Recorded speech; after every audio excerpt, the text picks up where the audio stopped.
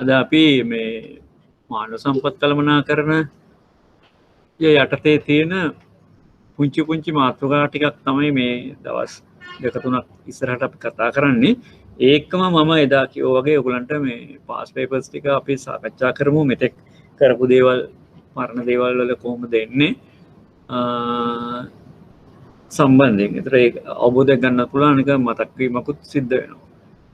අද අපි කතා කරන්නේ මානව සම්පත් කළමනාකරණයේ තවත් එක වැදගත් අංශයක් වෙච්ච මේ වෘත්තීය සංවර්ධනය, නැත්නම් කැරියර් ඩෙවලොප්මන්ට් කියලා කියනවා, රයිට්?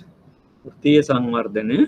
ඒතර මේක ඊටාම වැදගත් මානව සම්පත් කළමනාකරවන්ට හේතුව සේවකයෝ තමන්ගේ ආයතනයකට ඇතුළු වුණායින් පස්සේ ඒ ඇතුළු වෙච්ච ශ්‍රේණියෙම ඉන්න උත්සාහයක් නැහැ. ඒගොල්ලෝ තමන්ගේ වෘත්තීය දියුණු කරගෙන අනාගත උසස් වීම බලාපොරොත්තු වෙලා ඒතර වෘත්තීය දිවිය එයාගේ සෝෂල් ලයිෆ් එක ඒ හැම දෙයක්ම රඳාපවතින්නේ සමහරට මේ වෘත්තීය සංවර්ධනය මත වෙන්න පුළුවන්. ඒ අනිවාර්යයෙන්ම ඕනෑම සේවකයෙක්ගේ අභිලාෂයක් ඇම්බිෂන් එකක් තියෙනවා තමන්ට ඊට ආයතනයට ඇතුළු වෙච්ච තත්වයට වඩා උසස් තත්වයකට යන්න. ඒතර ඒකට ආයතනයෙන් දෙන උදව්ව සපෝට් එක තමයි මේ කැරියර් ඩෙවලොප්මන්ට්. කැරියර් එක කියලා අදහස් කරන්නේ යම් පුද්ගලයෙක් තමන්ගේ රැකියා දිවිය තුළ එක දිගට ඉටු කරන රැකියාවට අදාළ ක්‍රියාකාරකම් රසක්. ඒතර මේ කරන දේවල් එයාගේ වර්ක් ලයිෆ් එක ඇතුලේ තමයි සිද්ධ වෙන්නේ. ඒ වගේම එයාගේ රැකියාවට අදාළව තමයි මේ දේවල් සිද්ධ වෙන්න ඕනේ. ඒතර රැකියාවට පරිබාහිරව කරන ඇක්ටිවිටීස් කැරියර් එක විදිහට ගන්නේ නැහැ. රැකියාවට අදාළ වෙන්න ඕන. වෘත්තීය සංවර්ධනය කියන්නේ යම් පුද්ගලයෙක් තුළ අඛණ්ඩව සිදු කරන වෙනස්. මේක කියන continuous change. continuous change. මේ පුද්ගලයාව නිරන්තරයෙන්ම මේක ආයතනය විසින් කරන්න ඕන එකක්. තොර ඒකට සෑහෙන මේ උදව්වක් නැත්නම් සෑහෙන contribution එකක් අදාළ සේවකයා විසිනුත් දරන්න ඕන. දැන් ඔයගොල්ලෝ මේ විභාගයට සූදානම් වෙනවා IBSL එකේ. එතන මේක ඔයගොල්ලන්ගේ රැකියාවේ නියුක්ත වෙලා ඉන්න නම් ඍජුවම තමන්ගේ වෘත්තීය දියුණුවට වෘත්තීය සංවර්ධනයට කැරියර් ඩෙවලොප්මන්ට් එකට බලපානවා. මොකද මේක විභාගයේ සමත් වුණාම සමහර අයට සමත් වීම මත උසස් වීම ලැබෙනවා. සමහර අයට සමත් වීම මත උසස් වීමේදී භාවිතා කරන්න පුළුවන් ලකුණු හම්බ වෙනවා. රයිට්? ඒ වගේම IABF DABF කළා මේක සමත් වුණායින් පස්සේ වෘත්තීමය පිළිගැනීමක් ඇති වෙනවා. ඒ සියලු දේවල් තුළින් සේවකයා තුළ සංවර්ධනයක් ඇති වෙනවා. එයාගේ කොම්පිටන්සි එක වැඩි වෙනවා. එයාගේ මොටිවේෂන් එක වැඩි වෙනවා. ඒතොර එයා රැකියාව තුළ ඉහළ තත්ත්වයට පත්පත් කරගෙන ගන්න උනන්දු වෙනවා. ඒක ආයතනයටත් වැදගත්. මොකද ආයතනයට අවශ්‍ය වෙන්නේ හොඳ නිපුණතාවයකින්. කොම්පිටන්සි එකක් තියෙන සේවකයෝ තමයි ආයතන. කොම්පිටන්සි තියෙන සේවකයා තුළ මොටිවේෂන් එක අභිප්‍රේරණයක් තියලා ගියාම ඒ සේවකයාගෙන් ලැබෙන කාර්යඵල ප්‍රමාණය ආයතනයට ඉතාම ඉහළයි. ඉතින් ඒ තත්ත්වය තමයි ආයතනය කරගන්න ඕනේ. ඉතින් ආයතනය මේකට ගොඩක් උදව් කරනවා. දැන් මේ දේවල් කරන්න ඕගොල්ලන්ගේ පෞද්ගලික කැපවීමක් තියෙනවා. ඒ වගේම පෞද්ගලික වියදමක් තියෙනවා. ඉතින් සමහර ආයතනවල මේ වියදම ප්‍රතිපූර්ණය කරනවා. ඒ වගේම දැන් පෞද්ගලික කැපවීමට තියෙන ප්‍රතිලාභය තමයි ආයතනයේ පැත්තෙන් ආයතනයේ විසින් අර උසස් වීම සඳහා මේ සුදුසුකම සලකා බලනවා. ඒතර ආයතනයේ පැත්තෙනුත් යම් කිසි දායකත්වයක් තියෙනවා මේ IABF කරන. ඒතර ඒකෙන් අපේක්ෂා කරනවා වෘත්තීය දිවිය සංවර්ධනය කරන වෙනවා කියන එක. IBSL courses කරන්න වෘත්තීය දිවිය සංවර්ධනය වෙනවා කියන එක අපේක්ෂා කරනවා. ඒ තුළින් ආයතනයට වාසයක් වෙනවා. අනිත් පැත්තෙන් සේවකයාට වාසයක් වෙනවා. සේවකයා තුළ පිළිගැනීම, සේවකයාව පිළිගැනීම, එයාට උසස් වීමට අවස්ථාව, එයාට වැඩි ප්‍රතිලාභ ලබා ගැනීමට අවස්ථාව, වගේ දේවල් ලබනවා. ඉතින් මේක කරන්න ඕන තමාගේ වෘත්තීය උපරිම සංවර්ධන මට්ටම, ඔප්ටිමම් ඩෙවලොප්මන්ට් ලෙවල් එක. ත්‍රයා ඔප්ටිමම් මැක්සිමම් කියන වචනේ පාවිච්චි කරන්නේ මොකද මැක්සිමම් කියොත් එහෙම මිනිමම් එකකුත් වෙනවා. ඔප්ටිමම් කියන්නේ අපි යම් මට්ටමක දිගටම පාත්වාගෙන යන එක. අර තිරසාර සංවර්ධනය වගේ එකක් තමයි. මැක්සිමම් මිනිමම් අතරමැද්දෙන් යන එකක් තමයි අපි ඔප්ටිමම් කියලා ගන්න. ඒතර ඒකෙදී සේවකයාට පුළුවන් දීර්ඝ කාලයක් වෙහෙසටපත් නොවි අප් ඇන්ඩ් ඩවුන්ස් වලින් තොරව විශාල වෙනසක් නැතුව කාර්යඵල සාධනය ආයතනයට ලබා දෙන්න. එයාගේ ඔප්ටිමම් ලෙවල් එක දක්වා දියුණු කරන එක. දියුණු කිරීම අත්පත් කර අචීව් කරගන්නකම් කරන ප්‍රෝසෙස් එක තමයි කැරියර් ඩෙවලොප්මන්ට් කියන්නේ. ඒකට ඕනම දෙයක් වෙන්න පුළුවන්. හැබැයි රැකියාවට අදාළ වෙන්න ඕන. රැකියාවට අදාළ වෙන්න ඕන. දැන් මේ වගේ IBSL එකේ පාඨමාලා හදාarලා දැනුම දිනු කරගන්න එක ඊළඟට සේවකයාව අපි මැනේජ්මන්ට් ඩෙවලොප්මන්ට් ප්‍රෝග්‍රෑම් ඒ අවුට්බවුන්ඩ් ට්‍රේනින් ඔයගේ ප්‍රැක්ටිකලි ප්‍රායෝගිකව අත්දකින මොනවා හරි පුහුණුවට සමහරට විද්‍යාස් පුහුණුවට ඒතර ඒ වයිදී එයාගේ එක්ස්පෝෂර් එක වැඩි කරනවා. එයා හොඳ කොම්පිටන්ට් සේවකයෙක් වෙනවා. ඒක අත්පත් කරගන්න ක්‍රියාවලිය තමයි වෘත්තීය සංවර්ධනය කියලා අදහස් කරන්නේ. වෘත්තීය සංවර්ධනයේ අරමුණු. ඒතර සම්පත් උපරිම භාවිතය මම කලින් කිව්වා වගේ විශේෂිතම සම්පත තමයි මානව සම්පත. ඒතර මානව සම්පත වෙනුවෙන් සේවා සපයන ආයතන සර්විස් ඔරියන්ටඩ් ඕගනයිසේෂන්ස් වල ඊටම ඉහළ යොමුවක් තියෙනවා ෆෝකස් එකක් තියෙනවා. හේතුව සේවකයන් තෘප්තිමත් වෙලා හිටියොත් තමයි ඒ සේවකයන් ආයතනයේ ගනුදෙනු කරවන්න. ඒතර ආයතනයේට සේවකයන් කියන්නේ අභ්‍යන්තර ගනුදෙනු කරවන්න. නේ? ආයතනයේට තමන්ගේ සේවකයන් කියන්නේ අභ්‍යන්තර ගනුදෙනු කරවන්න. ඒතර ආයතනයේ තමන්ගේ අභ්‍යන්තර ගනුදෙනු කරවන්න තෘප්තිමත් කරොත් විතරයි බාහිර ගනුදෙනු කරවන්න තෘප්තිමත් කරන්න පුළුවන් වෙන්නේ. ඒ නිසා ආයතන ගොඩක් සම්පත් භාවිතා කරන මේ සේවක මණ්ඩලයේ උපරිම තෘප්තිමත් භාවයකින් පවත්වාගෙන යන්න. එතකොට ඒකට සරිලන විදිහේ රිටර්න් එකක් සේවකයන්ගෙන් ලැබුණ නැත්නම් මම හරි ඉස්සෙල්ලා කිව්වා වගේ පළවෙනි පාඩමේ කිව්වේ what මොනවද කරන්නේ කොහොමද කරන්නේ. ඒක කොහොමද කියන එකේ එක ප්‍රධාන සාධකයක් තමයි සේවක පුද්ගල සාධකයනේ. ඒත් ඒගොල්ලෝ හරියට බෙනිෆිට් එකක් දුන්නේ නැත්නම් එම ආයතනයේ වර්ධනය අඩාල වෙනවා. ආයතනය හැකිලෙනවා.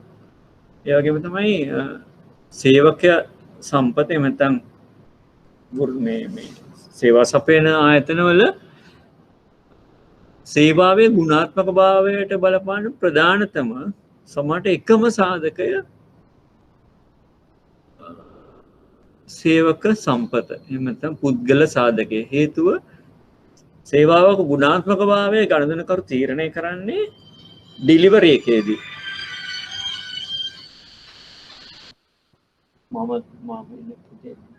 සනුදිනය මෙතන මම ක්ලාස් එකේ ඉන්නේ මේකට ගන්න. සේවකයන්ගේ ගුණාත්මක භාවය සේවකයන් සේවය සැපයීමේදී පන්නන ගුණාත්මක භාවය සේවාව සැපයීමේදී තමයි ලැබෙන්නේ. ඒතර මේ සේවාව සැපයීමේදී ලැබෙන ගුණාත්මක භාවය තමයි ගණදෙන කරු තෘප්තිමත් වෙන්න හේතු වෙන්නේ. ඒ හේතු නිසා සේවක සම්පත වැදගත් වෙනවා. එතකොට ඒ සම්පත උපරිම භාවිතය ඔප්ටිමම් යූසේජ් එක නැත්තම් වෙන්නේ මොකක්ද අනිත් පැත්තෙන් නාස්තිය අපතේ වැඩි වෙනවා. ඒගොල්ලන්ගේ ප්‍රොඩක්ටිවිටි එක ඉහළ යන්න විශේෂයෙන්ම මෙතනදී සේවක සම්පතේ උපරිම භාවිතය තමයි වෙන්න ඕන. සේවකයන් වෙනස් වීම වලට හුරු වීම. දැන් ආයතනය තුළ විවිධ අවස්ථාවලදී විවිධ වෙනස්කම් සිද්ධ වෙනවා විවිධ හේතු නිසා. බාහිර පරිසර සාධක වූ අභ්‍යන්තර සාධක තුළ වෙනස් වීම වලට ලක් වෙන්නේ එහෙම තමයි වෙනස් වීම වලට හේතු වෙන්නේ පරිසර සාධක වල බලපෑම නිසා. ඒතකොට මේ පරිසර සාධක අභ්‍යන්තර පරිසර සාධක වෙන්නත් පුළුවන් බාහිර පරිසර සාධක වෙන්නත් පුළුවන්. දැන් මේ COVID-19 තත්ත්වය කියන බාහිර පරිසර සාධකයත් එක්කලා සේවකයන්ට ලොකු වෙනස් වෙන්න සිද්ධ වුණා නේ. ඒතර ඒකට හුරු වෙන්න ඕන සේවකයෝ. ඒතර මේ හුරු වීම පුරුදු කරනවා මෙන්න මේ වගේ සේවකයන් වෙනස් වීම වලට හුරුුනේ නැත්නම් එහෙම ඒ සේවකයන් තුලින් උපරිම රිටර්න් එකක් ලැබෙන්නේ නැහැ. මොකද මේ වෙනස් වෙච්ච තත්ත්වයන් වලට හුරු වෙලා ඒ ප්‍රතිඵලය ලබා දෙන්න ඕනේ. ඒකට හුරු කරන්න වෘත්තීය සංවර්ධනය උදව් වෙනවා. ඒ වගේම ඵලදායී සේවකයන් රඳවා ගැනීම සහ පිටතින් ලබා ගැනීම. දැන් අභ්‍යන්තර සේවකයන් රිටේන් කරන එක. ඔයගොල්ලන්ගේ කස්ටමර්ස්ලා රිටේන් කරන එක වගේ අභ්‍යන්තර සේවකයා හොඳ සේවකයෙක්ව තියාගන්න ආයතනයට පුළුවන්කම තියෙනවා. ඒක වෘත්තීය සංවර්ධනය සඳහා අවස්ථාව ලැබෙනවා නම් ආයතනය තුල ඵලදායී සේවකයන් ආයතනය තුල රැඳෙනවා. ඵලදායී සේවකයන් ආයතනය තුල රැඳෙනවා. ඕන් ආයතනයෙන් ඉවත් වෙලා වෙනත් ආයතන වලට යන්න උත්සාහ කරන්නේ නැහැ. ඒ වගේම බාහිර සමාජය තුල රැකියා වෙළඳපොළ තුල ඉන්නවා නම් අපිට සුදුසුම පුද්ගලයන් දැන් අපි කිව්වා recruitment selection ඒ ක්‍රියාවලිය තුලදී ඉතාම සුදුසු පුද්ගලයාව ආයතනයට ලබා ගැනීම තමයි ආයතනය උත්සාහ කරන්නේ. ඒකට හේතුව ඉතාම සුදුසු පුද්ගලයා ආවම ඔහුගෙන් ලැබෙන contribution එක දායකත්වය රැකියාව සඳහා ඉතාම ඉහළයි. රැකියාවක මූල සාර්ථකත්වය කියන්නේ පුරුදු කරලා පුහුණු කරලා කාලයක් ගත කරලා සේවකයාගෙන් ප්‍රතිඵල ලබා ගන්න අවශ්‍ය නැහැ. ඉක්මනටම ගන්න පුළුවන්. ඒතරම් සුදුසුම සේවකයාවෙන් පස්සේ ඔහුට ප්‍රමාණවත් දේවල් ලැබෙන නිසා ග්‍රීවන්සස් අඩු වෙනවා. ගොඩක් දේවල් තියෙනවා නේ. එතකොට පිටතින් ඊටාම සුදුසු සේවකයා ලබා ගැනීමත් මොකද එයා දකිනවා ඇතුලේ අවස්ථාවන් තියෙනවා කියලා කැරියර් ඩෙවලොප්මන්ට් එකට වෘත්තීය දිවිය සංවර්ධනයට. එහෙම වුණාම උත්සාහ කරනවා සේවකයෝ මේ ඇතුළට මේ ඒ ආයතනයට බැඳෙන්න.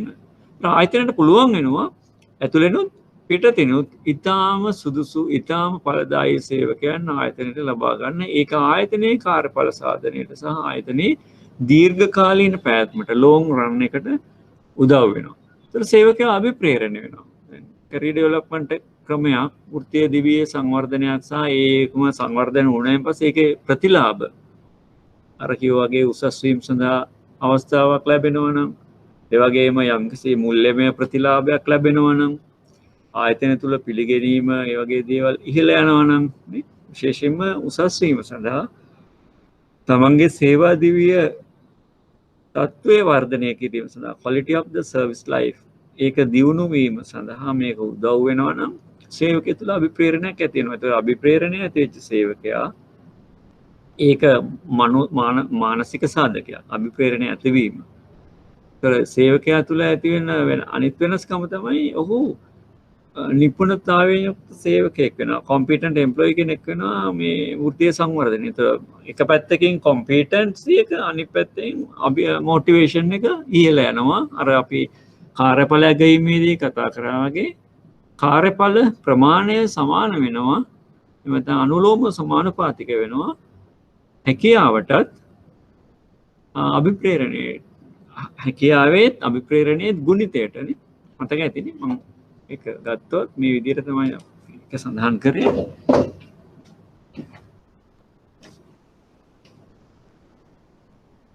මේ අනුලෝම සමානුපාතිකයි. frequency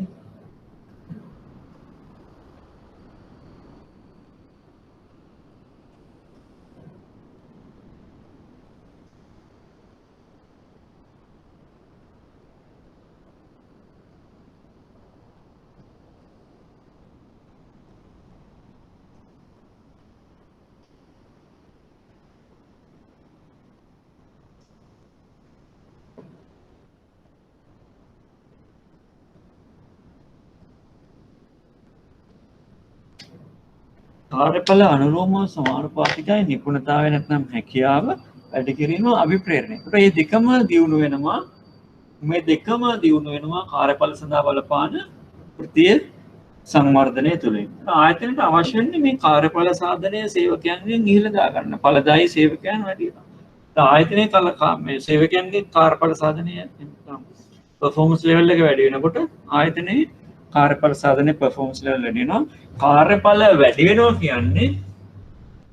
කාර්යඵල වැඩි වෙනවා කියන්නේ නාස්තිය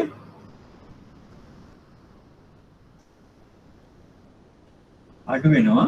එහෙම නැත්නම් කාර්යඵල වැඩි වෙනවා කියන්නේ කාර්යක්ෂමතාව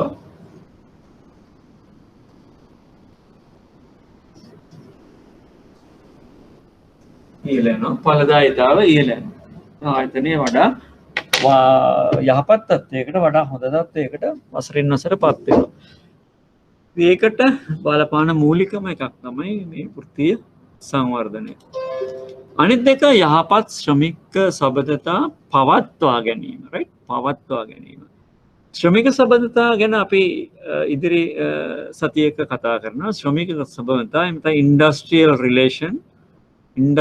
රිලේෂන් ශ්‍රමික සබඳතා කියන්නේ. ශ්‍රමික සබඳතා කියන්නේ වෘත්තීය සමිති සහ කළමනාකාරීත්වය අතර පවත්නා සබඳතා. ආයතනය තුළ වෘත්තීය සමිතියක් කටයුතු කරන්නේ සේවකයන්ගේ සුබ සාධනය වෙනුවෙන්. සේවකයන්ගේ අයිතිවාසිකම් දිලා ගැනීම, සේවකයන්ට වඩා සුබ සාධන පහසුකම් දියුණු කර ගැනීම, වැටුප් වැඩි කර ගැනීම, ඒ වගේ අනික නීත්‍යානුකූල භාවය, සාධාරණ භාවය, ඒ වගේ දේවල් තහවුරු කරගන්න තමයි වෘත්තීය සමිතියක් තියෙන්නේ.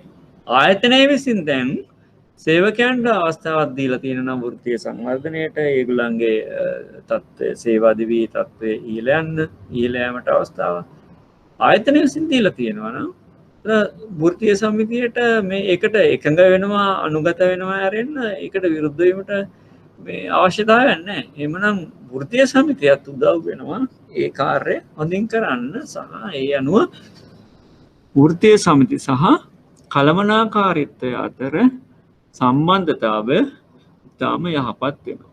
ඒක cordial relationship එකකට sound relationship එකකට උදව් වෙනවා. ඒතර වෘත්තීය සමිතිත් එක්කලා යහපත් සම්බන්ධතා පවත්වනවා කියන්නේ යම් කළමනාකාරීත්වයක් යම් ආයතනයක් අනිවාර්යයෙන්ම ඒකේ ඇතුලේ එතනින් එහාට වෘත්තීය අරගල නේ වෘත්තීය අරගල ඒ නිසා ඇතිවෙන නිෂ්පාදනය හෝ සේවාවේ අඩාලවීම නාස්තිය අපතේ ඒ වගේ දේවල් අඩු වෙනවා.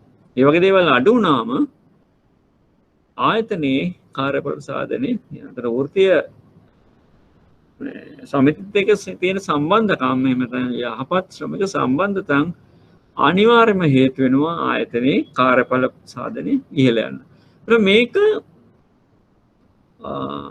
ධනාත්මක ආයතනයක ආයතනයේ සේවකයන් සම්බන්ධයෙන් පොසිටිව් ඕගනයිසේෂන් එක ආයතනයේ සේවකයන් සම්බන්ධයෙන් ධනාත්මකව බලන ආයතනයක දකින්න පුළුවන් ලක්ෂණ. දැන් මුල්‍ය ආයතන විශාල වියදමක් දරනවා. එතකොට අනික ධනාත්මකව බලනවා. එතනදී යම් යම් අඩුපාඩු තියෙනවා නම් ප්‍රශ්න තියෙනවා නම් සේවක කළමනාකරණයේදී මානව සම්පත් කළමනාකරණයේදී ඒක ඊටම භයානක විදියට එහෙම බරපතල විදියට ආයතනයේ කාර්යඵල සාධනය හීන කරන්න හේතු වෙනවා. ඉතින් අනිත් පැත්තෙන් ලොකු පිරිවැයක් දරනවා සේවකයන් සම්බන්ධයෙන්. මේ පැත්තෙන් සේවකයන්ගේ ප්‍රතිලාභ සේවකයන්ගෙන් ලැබෙන්න ඕන ප්‍රතිලාභය ලැබෙන්නේ මේ කියන ගැටලු නිසා. ඒක ආයතනය ඇතුලේ යුක්ති සහගත බව, සාධාරණ බව, වෘත්තීය සංවර්ධනයට අවස්ථාව, ඒ වගේ දේවල් logically, rationally, තර්කානුකූලව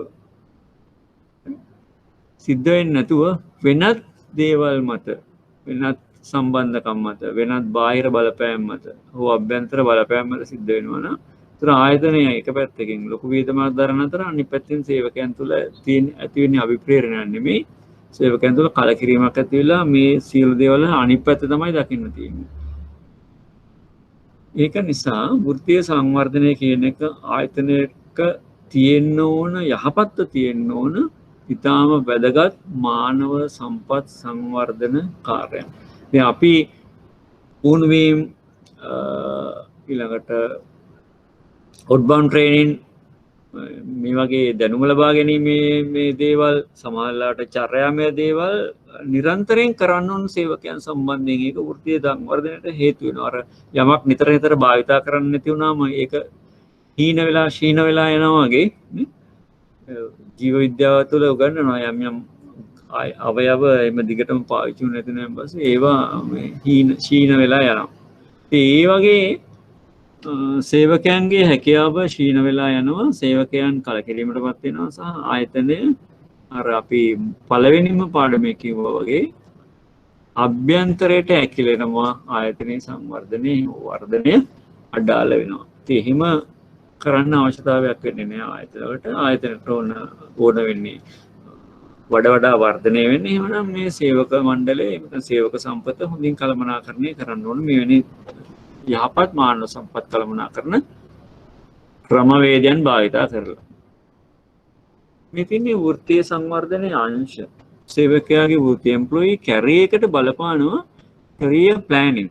ආයතනයට යම්කිසි සැලැස්මක් ප්ලෑන් එකක් තියෙන්න ඕන මොන විදියටද සේවකයන්ගේ career එක යන්නේ. දැන් උදාහරණයක් විදියට ආයතනයට දැන් ඔබ බැඳිලා තියෙන්නේ ක්ලරිකල් ග්‍රේඩ් එකේ නම් ටෙලර් මට්ටමේ නම් සේවකයා බැඳෙනකොටම දැනගෙන ඉන්න ඕන මොනවද ආයතනය තුළ සේවකයාට ඉහළට යන්න තියෙන අවස්ථාවන්.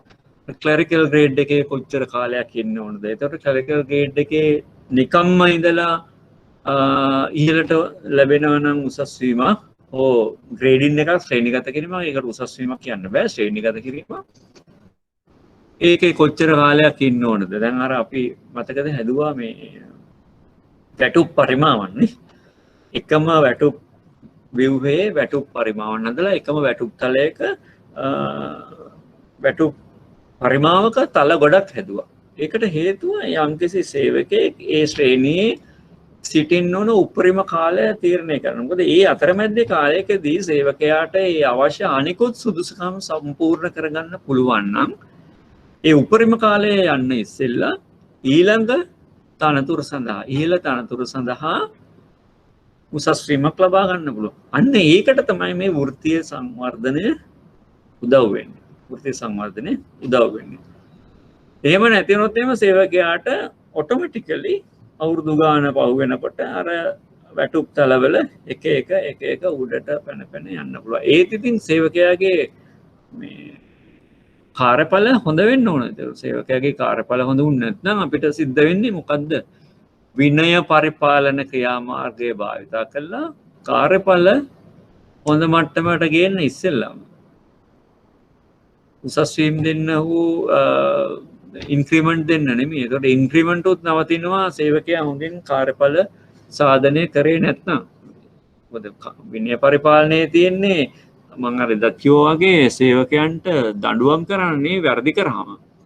සේවකයාගේ චර්යාව නිවැරදි පැත්තට ගන්න තමයි විනය පරිපාලනයේ තියෙන්නේ. ඒතර සේවකයාගේ චර්යාව බැඳිලා තියෙන්නේ සේවකයාගේ රැකියාව එක්කලා. ඒ රැකියාව තුළ ඉටු කරන්න ඕන දේවල් සේවකයා ඉටු කරන්න ඕන. එහෙම කරන්නේ නැත්නම් එයාගේ චර්යාව ආයතනයේ විසින් අපේක්ෂා කරන චර්යාව නෙමෙයි. විනය පරිපාලනයේදී අපි ඒක තමයි කියන්නේ. ඒ වුණා ඒක නිවැරදි කරන්න. ඒක නිවැරදි කරන්න අපි විනය පරිපාලන එමෙතන් විනය පරිපාලන ක්‍රමවේද භාවිතා කරනවා. වෘත්තීය සංවර්ධනය හෝ උසස් වීම හෝ ඒවා නෙමෙයි අන්තිමට විනය පරීක්ෂණයට මුහුණ දෙන්න වෙනවා සේවකයා. ඒ සේවකයා ඒ අතරමැද්දේ අවස්ථාවක වැටුප් තලවල ඉන්න එයාට පුළුවන්කම තියෙන්න ඕන යම්කිසි වෙනත් බාහිර සුදුසුකමක්. දැන් උදාහරණයක් විදිහට ක්ලරිකල් ග්‍රේඩ් එකේ සාමාන්‍ය විදියට මොනවත් කරන්න නැති හිටියොත් එම අවුරුදු 12ක් වගේ කාලයක් තුල සේවකයාට ඊළඟ ශ්‍රේණියට යන්න පුළුවන්. එයා සාමාන්‍ය මට්ටමක කාර්යඵල පෙන්නගෙන විනය විරෝධී වැඩ කරන්න නැතුව උසස් වීම සඳහා බාධාවක් ඇති වෙන දේවල් කරන්න නැතුව හිටියොත් අවුරුදු 12කින් යනවා.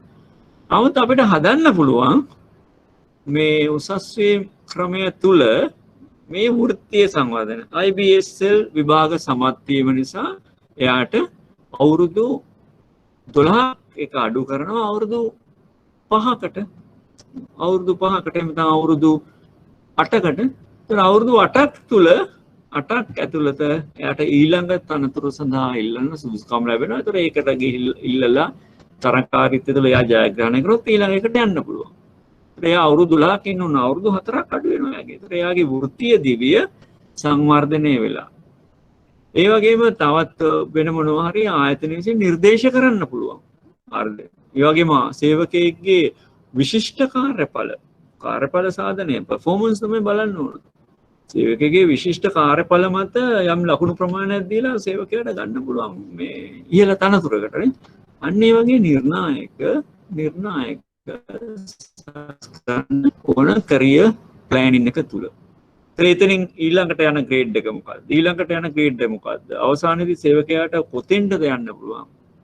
දැන් රාජ්‍ය බැංකුවල ක්ලරිකල් ග්‍රේඩ් එකේ ඇතුල් වෙන සේවකයෙක්ට සේවකයාගේ කොම්පිටන්සි එක අනුව ජෙනරල් මැනේජර් තනතුර කරා යන්න පුළුවන්. එහෙම ගිය මේ පුද්ගලයන් ඉන්නවා මේ රාජ්‍ය බැංකුවල ක්ලරිකල් ග්‍රේඩ් එකට බැඳිලා ජෙනරල් මැනේජර් විදියට රිටයර් වෙච්ච අය ඉන්නවා. ඒක තමයි කැරියර් ප්ලෑනින් කියන්නේ. ඒක ප්ලෑන් එකක්. සැලැස්මක් සේවකයා දකින්න ඕන. ඒක වාස්තවික වෙන්න ඕන. ඒව නිකන් මෙහෙම පුළුවන් කියලා පොරොන්දු වෙන්න බෑ මේ දේශපාලන පොරොන්දු වගේ. ඒක පැහැදිලිවම ලිඛිතව සකස් වෙලා තියෙන්න ඕන. චක්‍ර ලේඛන වලින් වෙනත් උපදේශ මගෙන් අපිට බලා ගන්න පුළුවන්කම තියෙන්න ඕන. එස්ටැබ්ලිෂ් වෙලා තියෙන්න ඕන. ආයතනගත වෙලා තියෙන්න ඕන. Career plan. ඒ වගේම කැරියර් මැනේජ්මන්ට් ඒක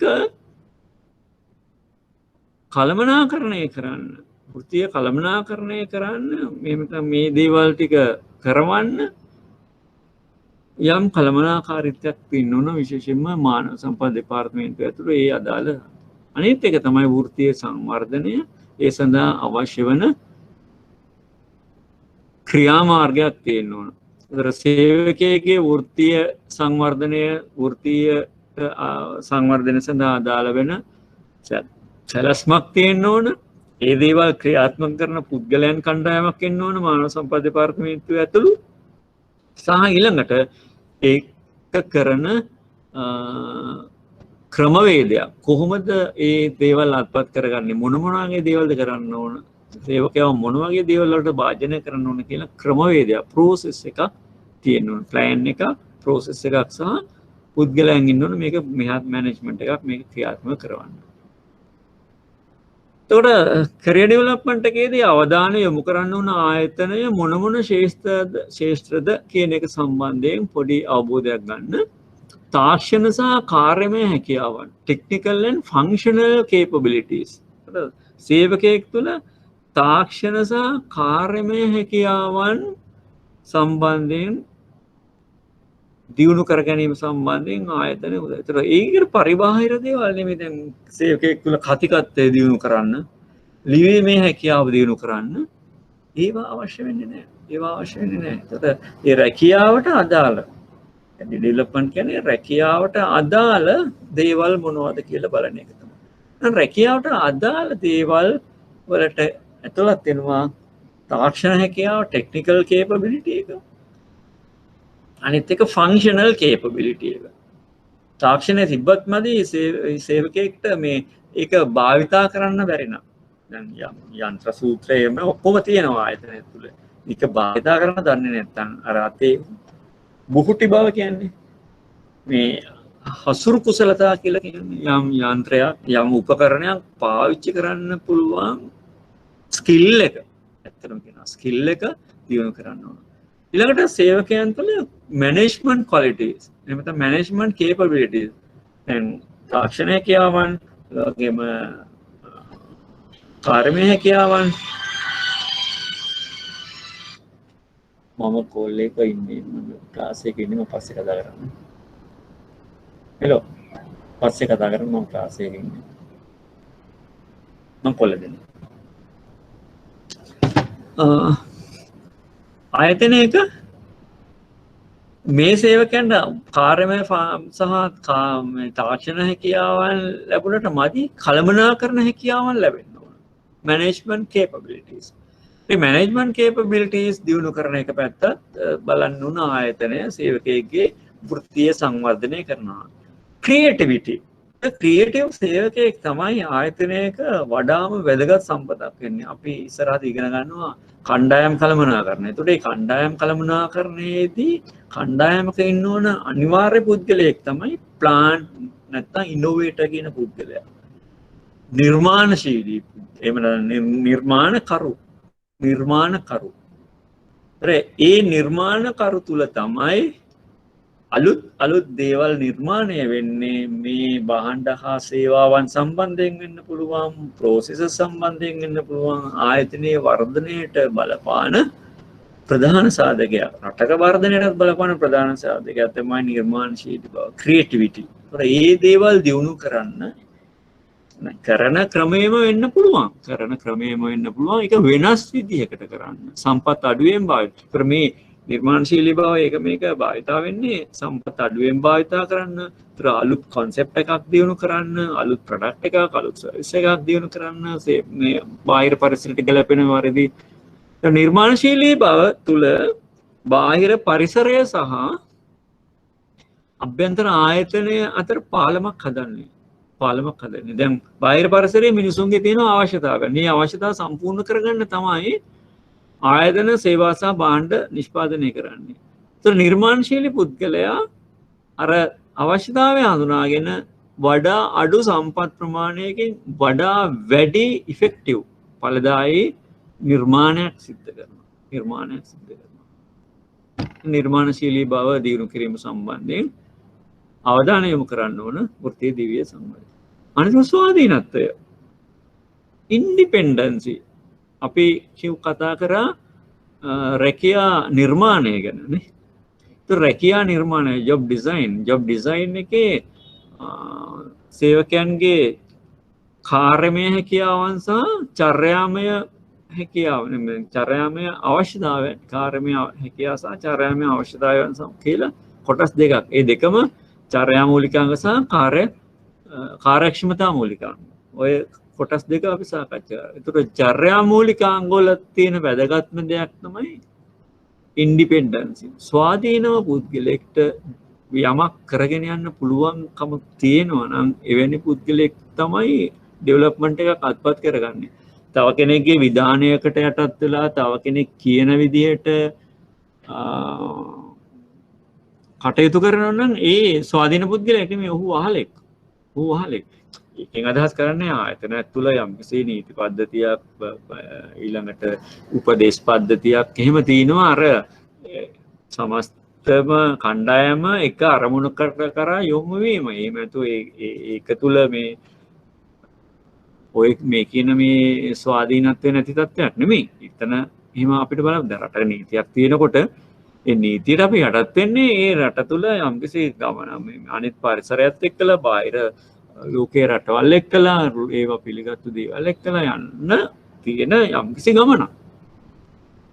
ඒක ස්වාධීනත්වය නැතිකම නෙවෙයි. ඒක අපිට කැමති විදිහට කටයුතු කරන එක නෙවෙයි ස්වාධීනත්වය කියන්නේ යම්කිසි මූලික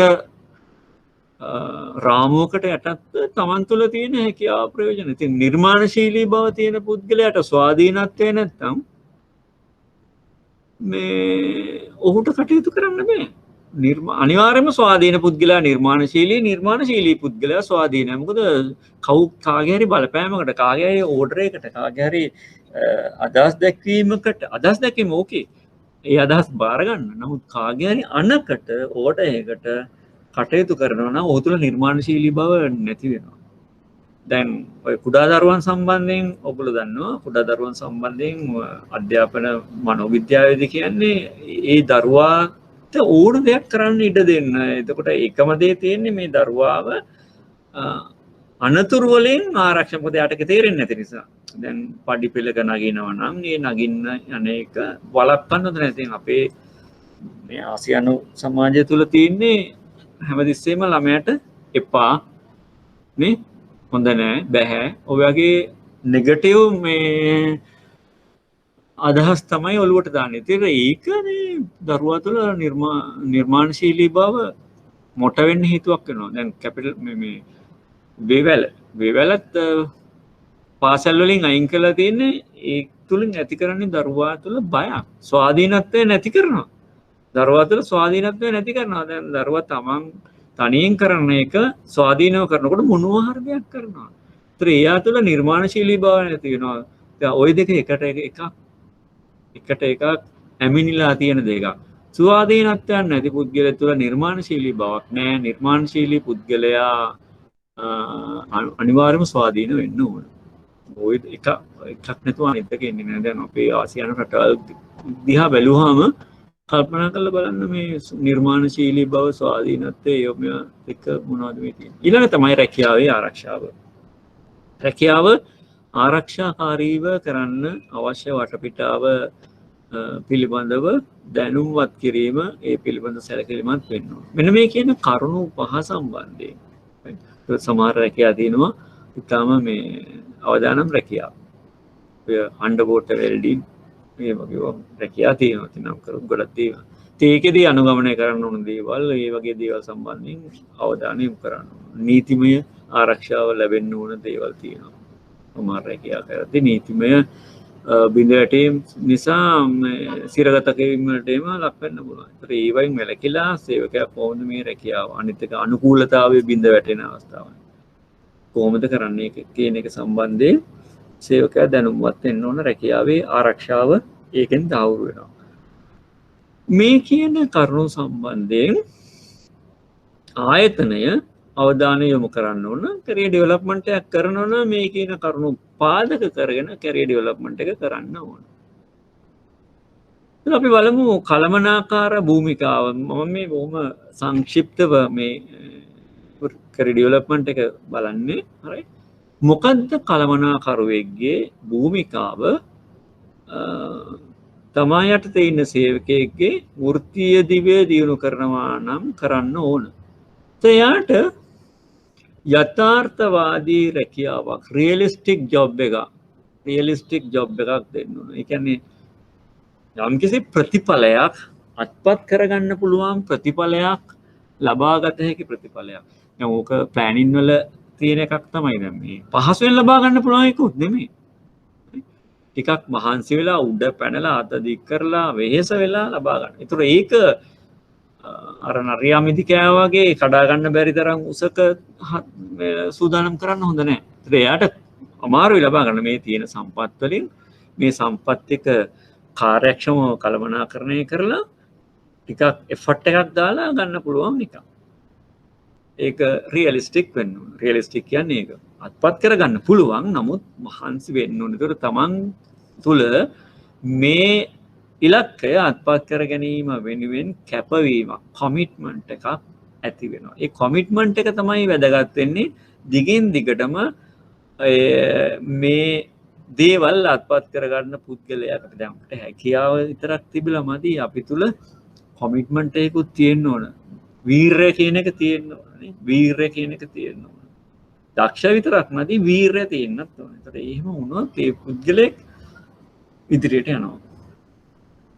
එතකොට චැලෙන්ජින් ෆස්ට් ජොබ්. පළවෙනි ජොබ් එක තියෙන්න ඕන හොඳ චැලෙන්ජින් ජොබ් එකක් සේවකයාට. ඒතර ඒකෙදී එයා මේ චැලෙන්ජස් වලට ෆේස් කරලා එහෙම තමයි අභියෝග වලට මුහුණ දීලා ඒවා විසඳගෙන. ඒතර මේක ඇවිල්ලා එයාගේ එක්ස්පෝෂර් එක. එක්ස්පීරියන්ස් එක නෙමෙයි එක්ස්පෝෂර් කිව්වම යම්කිසි එක්ස්පීරියන්ස් කියන්නේ යමක් අත්විඳිනවා. සීතල අත්විඳිනවා, රොස්නේ අත්විඳිනවා, ඒ වගේ අත්විඳීම විතරයි. ඒකට දක්වන රෙස්පොන්ඩ් එක තමයි එක්ස්පෝෂර් කියන්නේ. ඒක එහෙම ලැබුණාම ඒක සාමාන්‍ය තත්ත්වයකට වඩා වෙනස් නැහැ. ඒක සාමාන්‍ය තත්ත්වයකට පත් කරගන්න, ඒකෙන් මිදෙන්න, ඒකෙන් ගැලවෙන්න මොන වගේ දේවල්ද කරන්න ඕනේ කියන එක. ඒක එක්ස්පෝෂර් එක. එක්ස්පෝෂර්. දැන් යම්කිසි පුද්ගලයෙක් තද සීතලකට පත් වෙන එක එක්ස්පීරියන්ස් එක. ඒකට සීතලක් දැනුණා එක්ස්පීරියන්ස් වුණා. නමුත් එයා එක්සර්සයිස් කරලා මොන හරි කරලා ඒ සීතල නැති කරගන්න දන්න එක. මේක එක්ස්පෝෂර් කියලා ගන්න පුළුවන්. මේ චැලෙන්ජින් ෆස්ට් ජොබ් එකක් තියෙන්න ඕනේ. එහෙම නැතුව නිකන් සේවකයා තුළ අභිප්‍රේරණයක් උත්තේජනයක් ඇති නොකරන ජොබ් එකක් පළවෙනි ජොබ් එකක් සේවකයාගේ කැරියර් ඩෙවලොප්මන්ට් එකට දිගටම බලපානවා. ගොඩාක් ඒවායේ පළවෙනි අත්දැකීම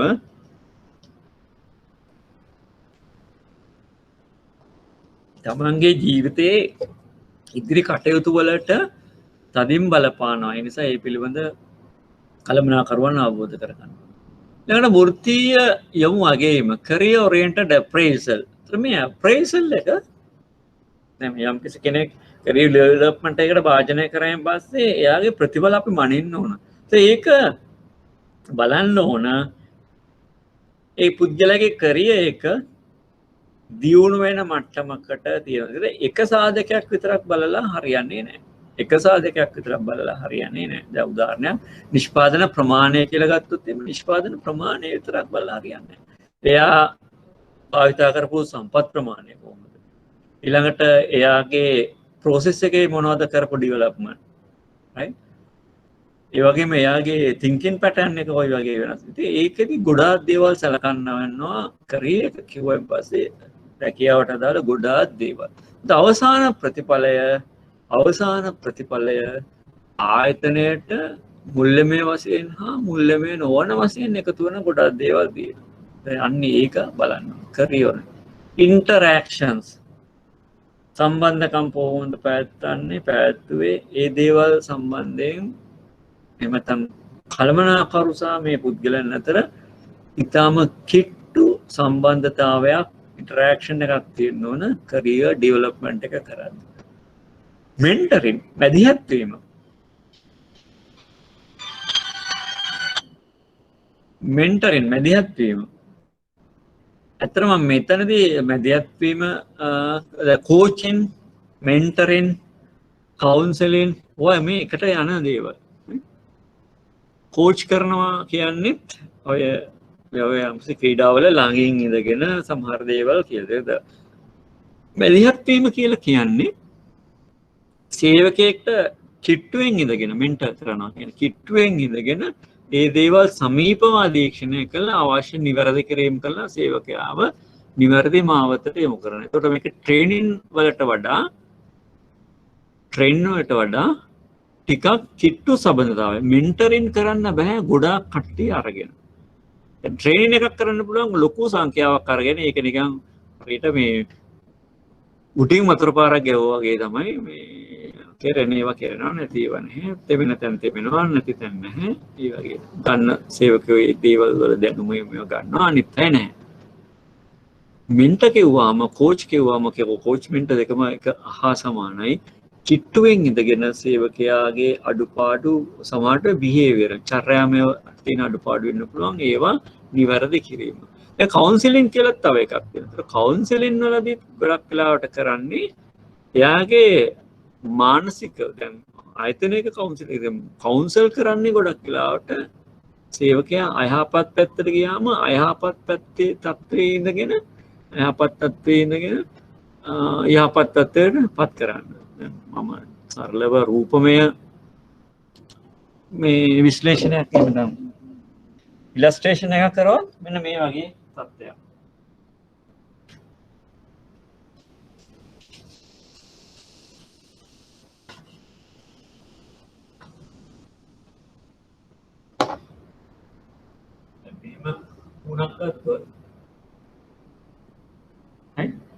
එයාට යම් කිසි ස්ට්‍රෙස් එකක් පීඩනයක් මේ වගේ මේක මේ තත්ත්වයට පත් කරගන්න එක තමයි අපි කවුන්සලින් වලින් කරන්නේ. උපදේශනයෙන් කරන්නේ සාමාන්‍ය තත්ත්වයට දැන් ඔය ආයතන වල ඉන්න විවිධ හේතු නිසා විශේෂයෙන්ම මානසික හේතු නිසා අයහපත් තත්ත්වයට පත් වෙන සේවකයන් අඩුම ගානේ මේ තත්ත්වයට පත් කරන්නේ. මේක මේ විදිහට කරන්න තමයි training, mentor, training. මේ වගේ දේවල් පුහුණුව මැදිහත් වීම කෝචින් කියන්නේ ඒ වගේම හරි සිංහල වචනයක් ගන්න. ඒ දේවල් කරන්නේ මේ තත්ත්වයේ ඉන්න පුද්ගලයෙක් වඩා හොඳ තත්ත්වයකට පත් කරගන්න අපේ. මේක නිකම් මේ සරල විස්තර කිරීමක් විතරයි තේරුම් ගන්න right තේරුම් ගන්න බෑ සරල විස්තර කිරීම.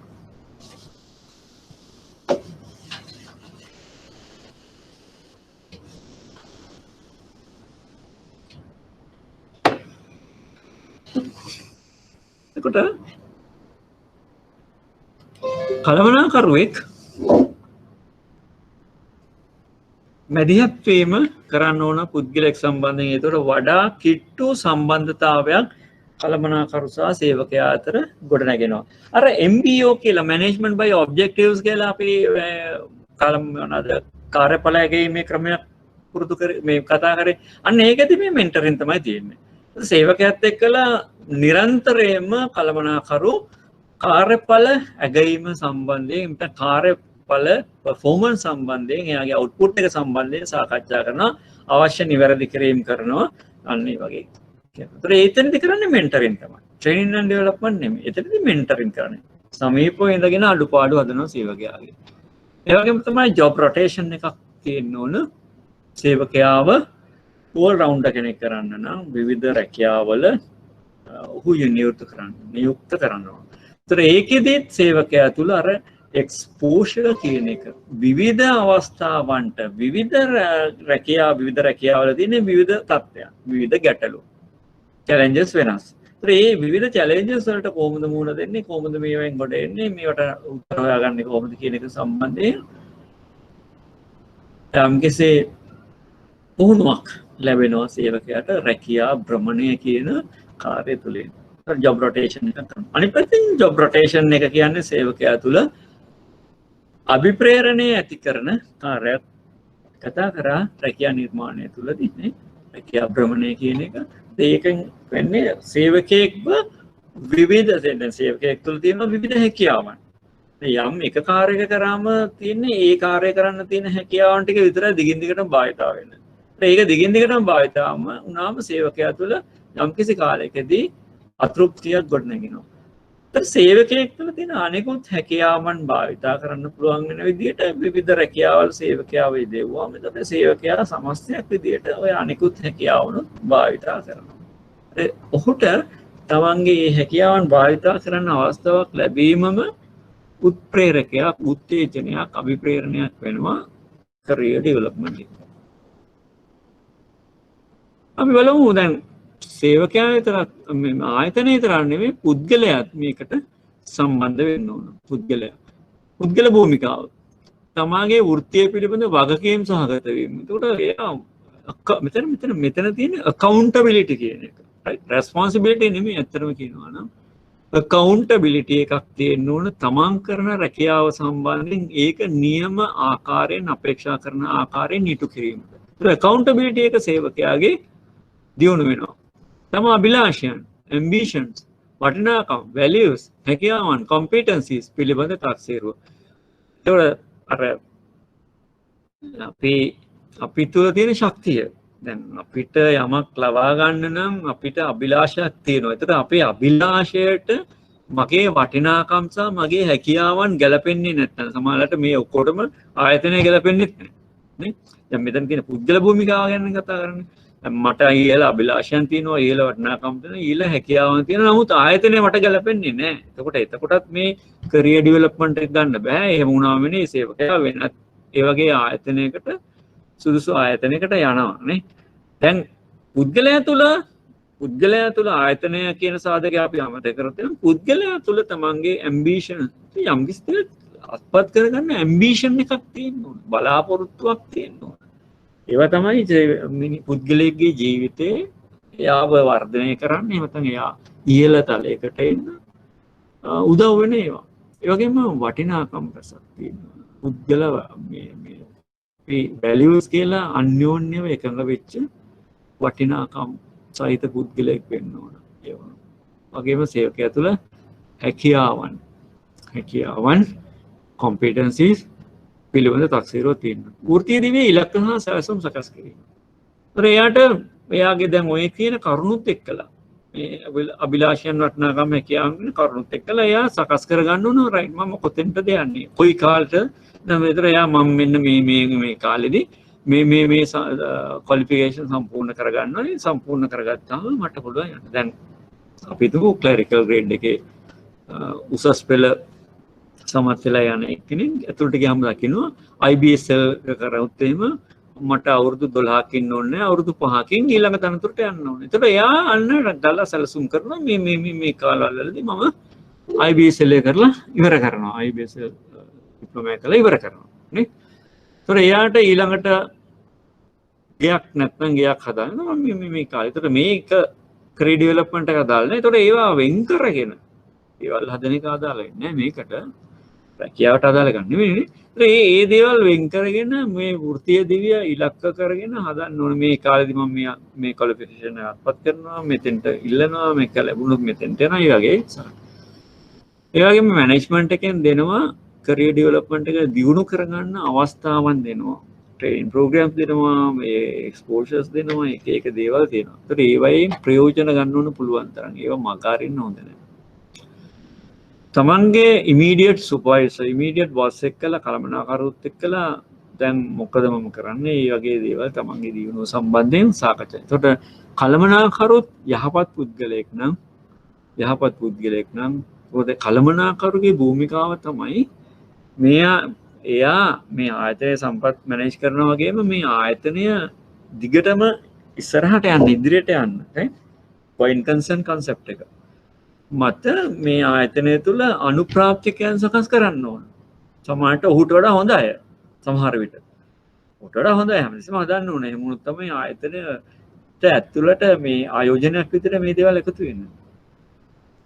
ඒතර ඒක සේවකයාගේ පැත්තෙන් ගත්තාම එයත් එයාගේ වෘත්තීය වර්ධනය. මොකද වෘත්තීය සංවර්ධනය කියන්නේ පුද්ගලයෙක් තුළ එක ආයතනයේත් වර්ධනයට හේතු වෙනවා. මම දැන් කතා කරපු දේවල් එක්කලා බැලුවාම කළමනාකරු අනිවාර්යයෙන්ම ඒ තමයි යටතේ ඉන්න සේවකයන්ගේ කරියර් ඩෙවලොප්මන්ට් එක සම්බන්ධයෙන් සාකච්ඡා කරන්න ඕන. ඒ අවස්ථාවන් දෙන්න ඕන. ඒකට අදාළ මඟ පෙන්වීම කරන්න ඕන. අවශ්‍ය සමාලාට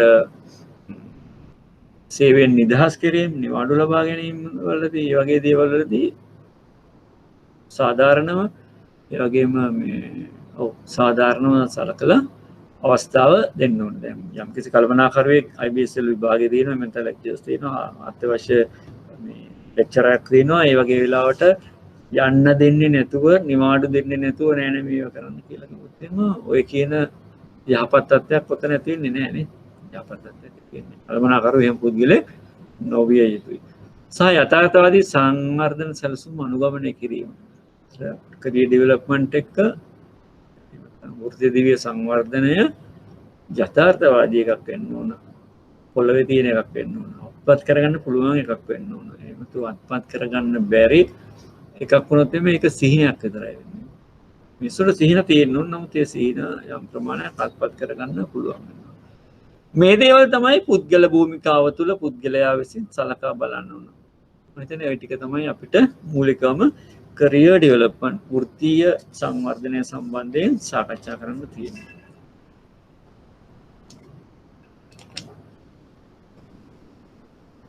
ඊළඟට අපි බලමු තවත් පුංචි මාතෘකාවක්. සේවක නිපුණතාව employee competency කියන එක. හරි? ඒතර competency කියන එක ඊළ කාර්යඵල සාධනයක් ඵලදායී ප්‍රතිඵල ලබා දීමක් සඳහා වන සේවකයන්ගේ විශේෂිත හැකියාවක්. ස්කිල් එක එහා පැත්තෙන් ගිය එකක් තමයි competency කියන්නේ. ස්කිල් එකටත් තව වැඩි දෙයක් තමයි competency කියලා අපි බලාපොරොත්තු වෙන්නේ. රැකියාව තුළින් අපේක්ෂිත ප්‍රතිඵල ජනිත කිරීමට රාජකාරී සීමාවන්හිදී කළ යුතු කාර්යයන් ඉටු කිරීමට ඇති හැකියාව. රයිට් අන්න එක. ආයතනය රැකියාව තුළින් අපේක්ෂිත ප්‍රතිඵල. රැකියාවෙන් මෙන්න මේ ප්‍රතිඵල. ඒක ස්ට්‍රැටජික් ප්ලෑන් එකකින් හදනවා මේ රැකියාව තුළින් මෙන්න මේ ප්‍රතිඵල ලැබෙන්න ඕන කියලා. ඒවා රාජකාරී සීමාවන් රටේ පුදු නීතිය ඕ ආයතන නීතිය ඒවා ඉක්මවන්න නැතුව රාජකාරී සීමාවන් තුළ කරන්න ඕන කාර්යයන් ඉටු කරන්න තියෙන හැකියාව නිපුණතාවය විදිහට ගන්න පුළුවන්.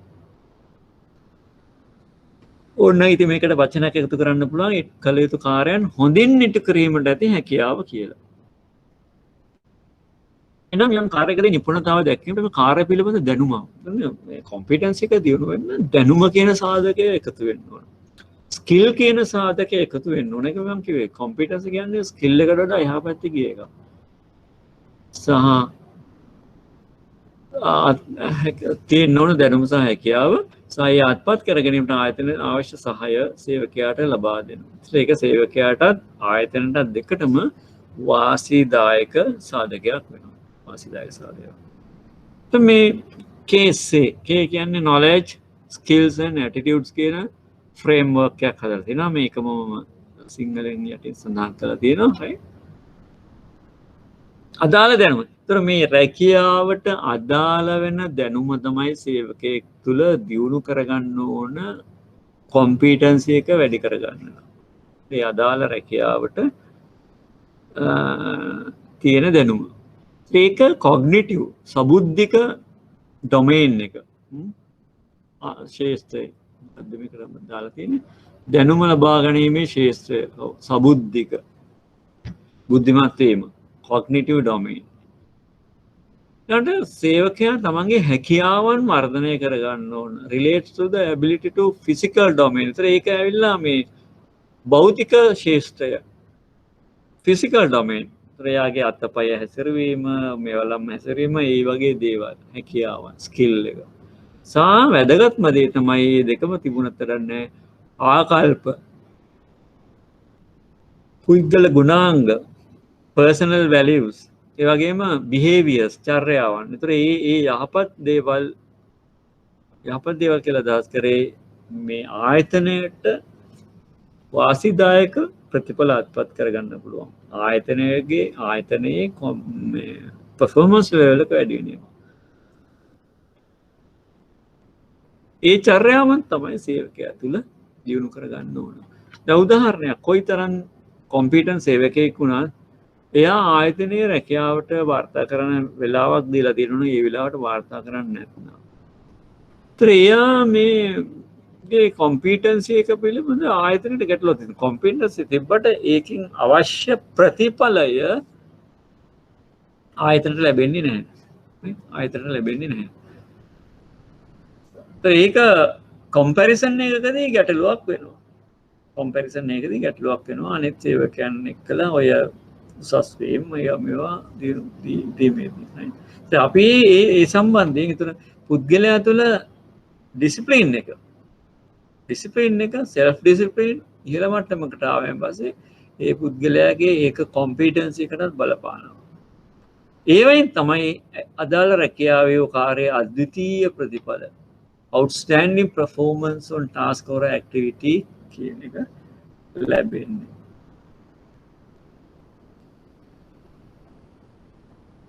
මුල්‍ය අතර සේවක නිපුණතාව බහුලව භාවිතා කරන අතර ආයතන වන අතර එය සේවක බඳවා ගැනීම කාර්යඵල ඇගයීම් සේවක සංවර්ධනය වැනි ශේෂ්ත්‍ර යන්නේ ආදාළ කරගනී. එතකොට මේ කියන ශේෂ්ත්‍රයන් වලදී සේවක නිපුණතාවය කියන එක ඉතාම වැදගත් විදියට ඉහළ විදියට භාවිතා කරනවා.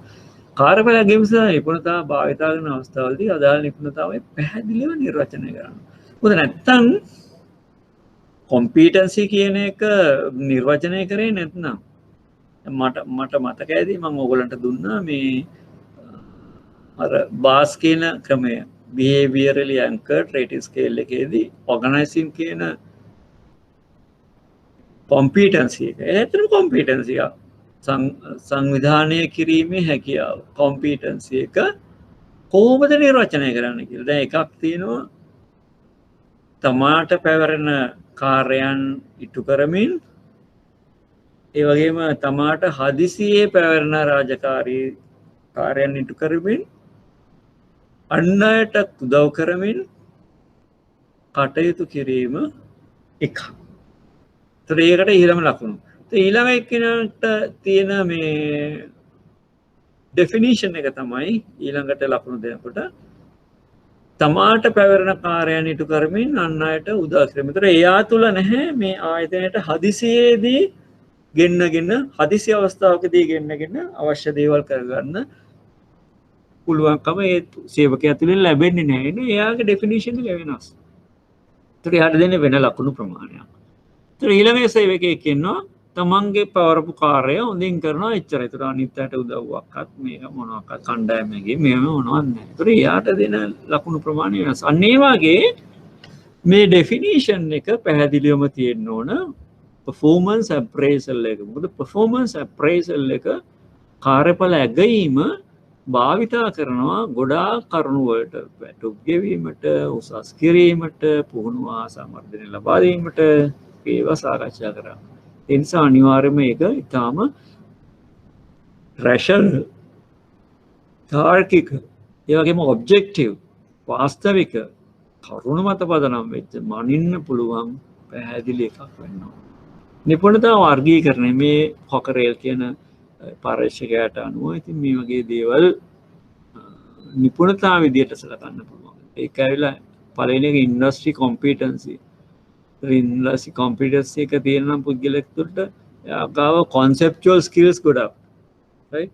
අර මං කිව්වේ කලින් එකේදී මේ කැරියර් ඩෙවලොප්මන්ට් එකේදී භාවිතා කරනවා කියලා නිර්මාණශීලී බව කොන්සෙප්චුවල් ස්කිල් එකක් තියෙන කෙනෙක් තමයි නිර්මාණශීලී පුද්ගලෙක් වෙන්නේ. කොන්සෙප්ට් එකක් ගොඩනගන්න පුළුවන් එක්කෙනෙක්.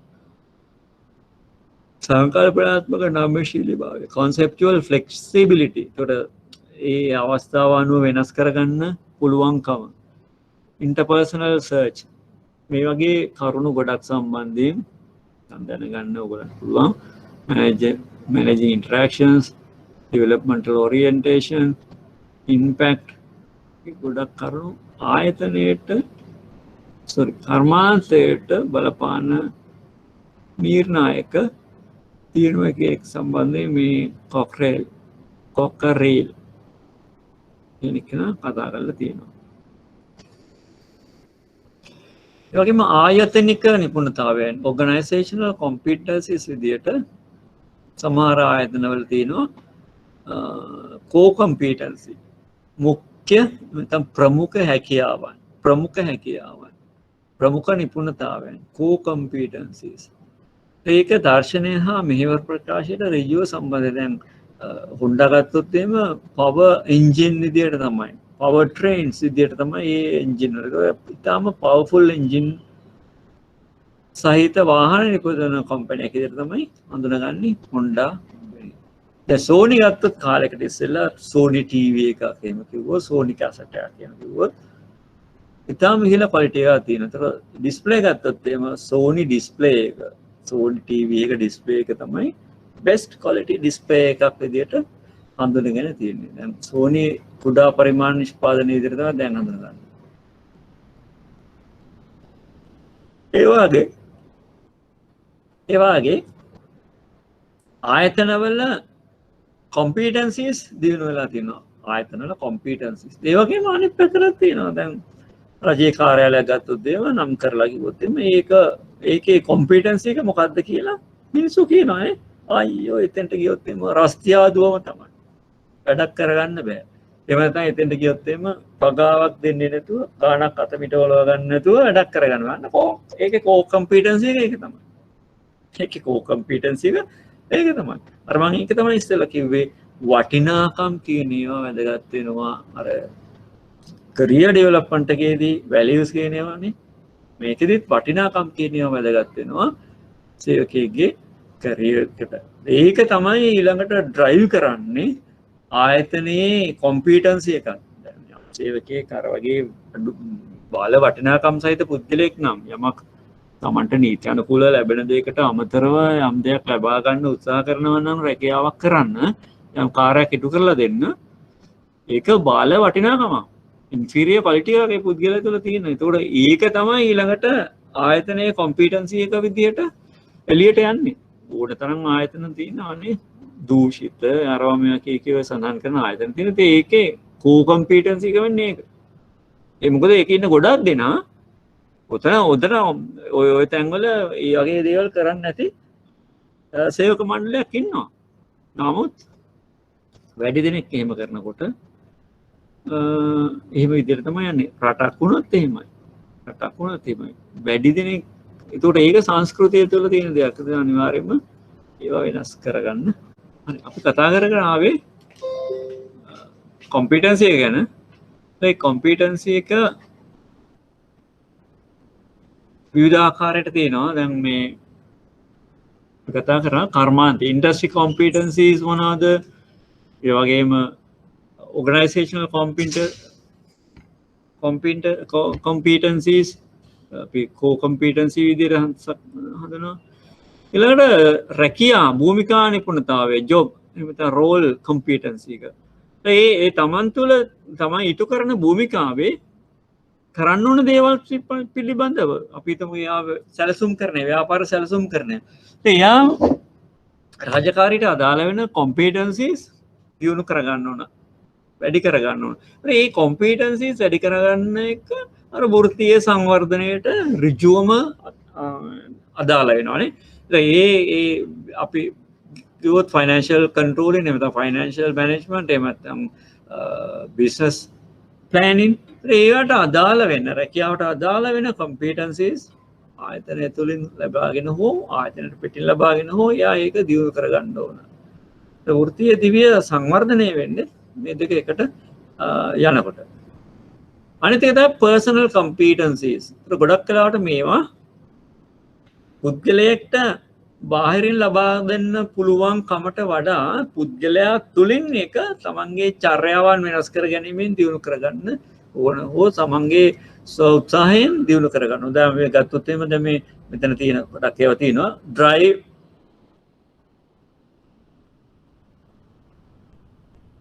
ඉතින් versus වෙන්න ඕන vs කියන දෙක තමයි මෙතන වෙන්න ඕන right ගාමක බව drive කියන එක drive කියන්නේ පුද්ගලයා තුළ තියෙන අර යමක් නොතිත් ආශාව කියලා තියෙන යමක් කරනවා උනන්දුයි කම්මැලිකම නැහැ ඩයිනමික් ගත්තොත් එම ඩයිනමික් පුද්ගලයා.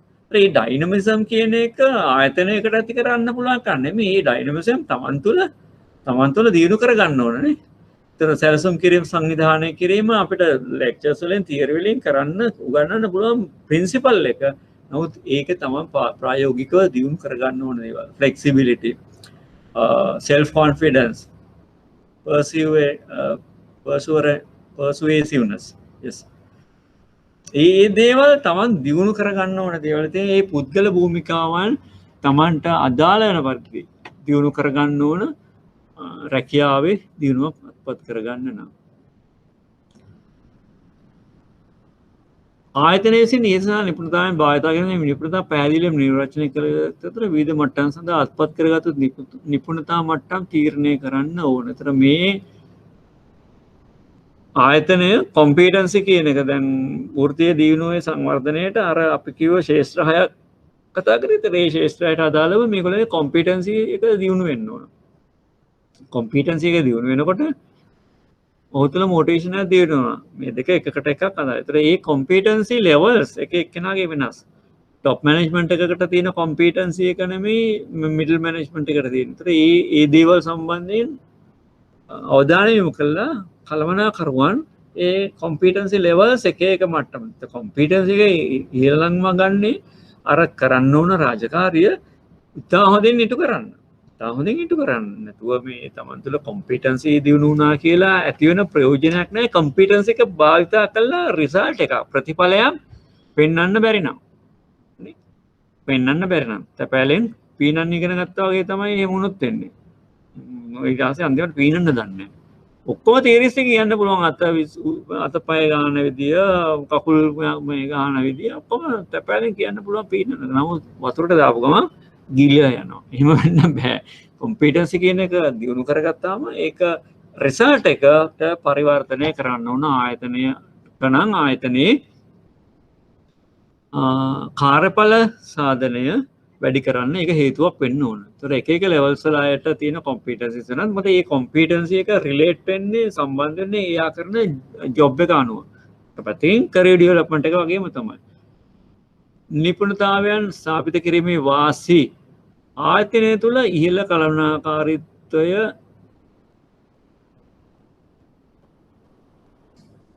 ආයතන කළමනාකාරීත්වයට සේවකයන් මේක මේ විදිහට වෙනස් කරගන්න ආයතන කළමනාකාරීත්වයට සේවකයන් තිරස්ස සහ සිරස්ස චලනය කරන්න පුළුවන්. ඒතර කොම්පිටන්සි ඉහළ ගියාම තිරස් චලනය කියන්නේ ජොබ් රොටේෂන්.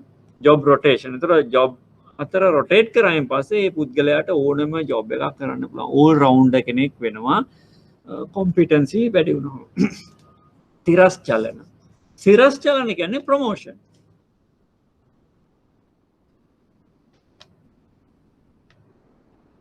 සිරස් චලන කියන්නේ ප්‍රොමෝෂන්. ඉතින් ප්‍රොමෝෂන් කියන්නේ උඩට යන එක පල්ලෙහාට යන එක ඩිමෝෂන්. ඩිමෝෂන් වලට කොම්පිටන්සි ඉහළනම් ගන්න ඕනේ. නිකන් එක ඩිමෝෂන් එකක් ගන්න පුළුවන් නේ. ඒ නිසා තිරස් චලන මෙතනදී උඩට යන එක ගන්නවයි. උඩට යන එක කියන්නේ ප්‍රොමෝෂන්. සිරස් චලන. තිරස් කියන්නේ සම මට්ටමේ වායක ජොබ් රොටේෂන්. ඉහළ නිර්ණායක සහිත ආයතන ක්‍රියාකාරීත්වය. ඒතර කොම්පිටන්සි වැඩි වෙච්ච සේවකයන් තුල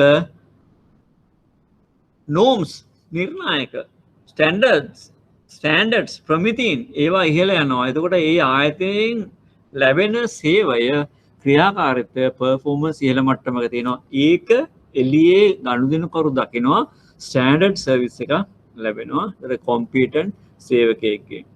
කොම්පිටන්ට් සේවකයෙක්ගේ. දැන් එක්සාම්පල් එකක් අපි ගත්තොත් එහෙම ලැබ් එකක හොස්පිටල් එකක නේ.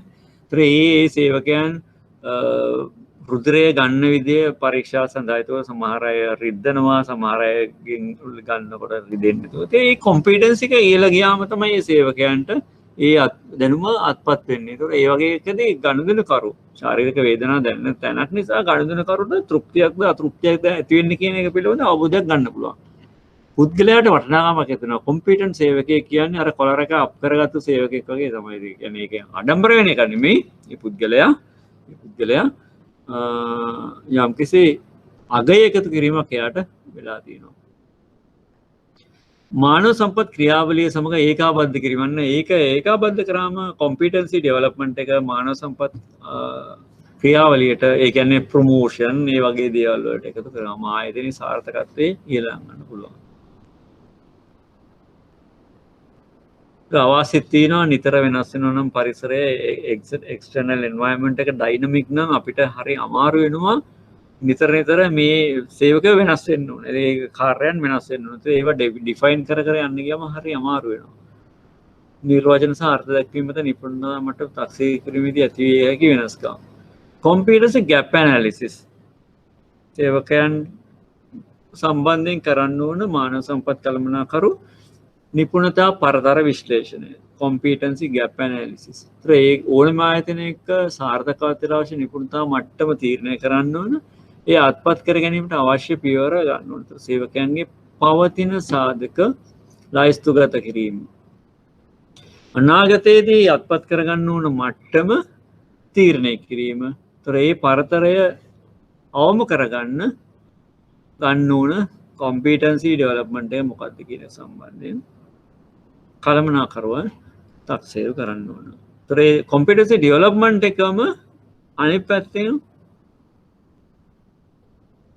කරියර් ඩෙවලොප්මන්ට් එකට ආසන්න වශයෙන් සමාන වෙනවා. කරියර් ඩෙවලොප්මන්ට් එක ගොඩක් වෙලාවට පුද්ගලයෙක්ව ફોකස් කරගෙන කරන එකක් නිසා ඒක ආසන්න වශයෙන් සමාන වෙන එක ඒකයි. කොම්පිටන්සි ඩෙවලොප්මන්ට් එක කියන්නේ යම්කිසි රැකියාවක් කරන්න ඕන කොම්පිටන්සිස් මොනවද? ඒක පුද්ගලයා තුළ නැද්ද? ඒක වැඩි කරන්න මොනවද කරන්න ඕන කියන එක. ඒක තරාජයෙන් පුද්ගලයා ફોකස් වෙනවා. ඒ නිසා තමයි අපි කිව්වේ ආසන්න වශයෙන් මේ දෙක සමාන. හරි. මේ දේවල් තමයි සාකච්ඡා කරන්න ඕන මේ මාතෘකාව යටතේ. ඊට අපි බලමු ප්‍රශ්න පත්‍රයක් ඉතුරු පැය භාගයක වගේ කාලයක් තියෙනවා. මේක අප්ලෝඩ් කරලා නැහැ. හරි. මේක දැන් දැම්මේ අප්ලෝඩ් කරවන්නම්. ඒකට ඔයගලන්ට මේ සම්බන්ධයෙන් අදහසක් ගන්න පුළුවන් ප්‍රශ්න පත්‍ර ප්‍රශ්න කොහොම වෙයිද කියන එක. දැන් මේක අන්තිමට තිබිච්ච පේපර් එක තමයි 2019 සැප්තැම්බර්. ඊට පස්සේ මාර්තු වල 20 තියාගන්න බැරි වුණා මේ ප්‍රශ්න නිසා.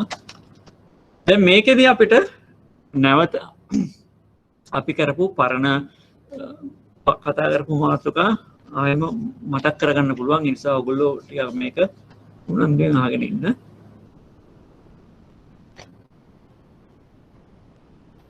ප්‍රශ්න පත්‍රයේ ව්‍යුහය සම්බන්ධයෙන් අවබෝධයක් ඇති. පළවෙනි ප්‍රශ්නේ කොටස් 10ක් තියෙනවා. ඒ කොටස් 10න් කොටස් 5ක් multiple choice question MCQ 5ක් එනවා. ඒතර ඒ එක ප්‍රශ්නයකට ප්‍රශ්න 10 එක කොටසකට ලකුණු දෙකක් ලැබෙනවා. සම්පූර්ණ ප්‍රශ්න කොටස් 10ම නිවැරදි වුණොත් ලකුණු 20ක් ලැබෙනවා. ඒතර පාස් මාක් එක 40 එතන වැඩි කරේ නැහැ 40 වෙන්න ගන්න ඉතුරු ටික අනිත් ප්‍රශ්න මීට අමතරව ලියන්න ඕන 4ක්. ප්‍රශ්න 4ක් පළවෙනි ප්‍රශ්නේත් එක්කලා. ඒකට අනිත් රචනාමය එකත් ඇත්තටම රචනා නෙමෙයි අර්ධ රචනා කියන්න පුළුවන්. මොකද කෙටි ප්‍රශ්න උත්තර තමයි බලාපොරොත්තු වෙන්නේ. ඒ වයින් 3ක් ලියන්න ඕන පළවෙනි ප්‍රශ්නේ අනිවාර්යයි. මේ ප්‍රශ්න 3න් එකකට ලකුණු 15ක් හම්බ වෙනවා. 20ක් හම්බ වෙනවා. ඔව් 20ක් හම්බ වෙනවා.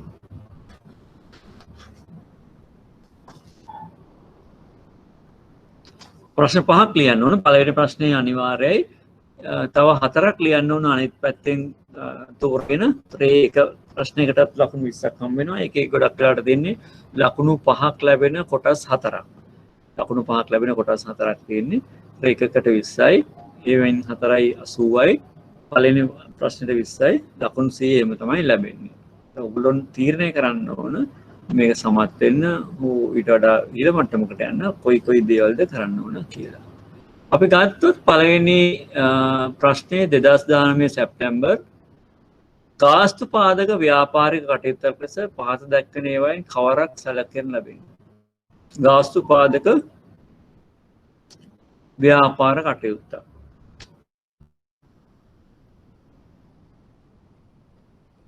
ණය ශ්‍රේණිගත කිරීම. මේක මේ අපි දැන් කතා කරන්නේ මුල්ලේ ආයතනත් එක්කලා මුල්ලේ ගනුදෙනුකරුවන් මුල්ලේ ආයතනත් එක්කලා මුල්ලේ ගනුදෙනුකරුවන් සම්බන්ධ පවත්වන මේ සම්බන්ධන ණය නිමැවුම් වගේ දේවල් තමයි අපි සාකච්ඡා කරන්නේ. right? ණය ශ්‍රේණිගත කිරීම මුල්ලේ ගනුදෙනුකරුවන් මුල්ලේ ආයතනත් එක්කලා සම්බන්ධ වෙන එකක් නෙමෙයි. ඒ නිසා අපිට ඒ උත්තරේ ගන්න බෑ. ඊළඟ ව්‍යාපාර වස්තු තර ස්ටොක් බ්‍රෝකරින් කියන එකත්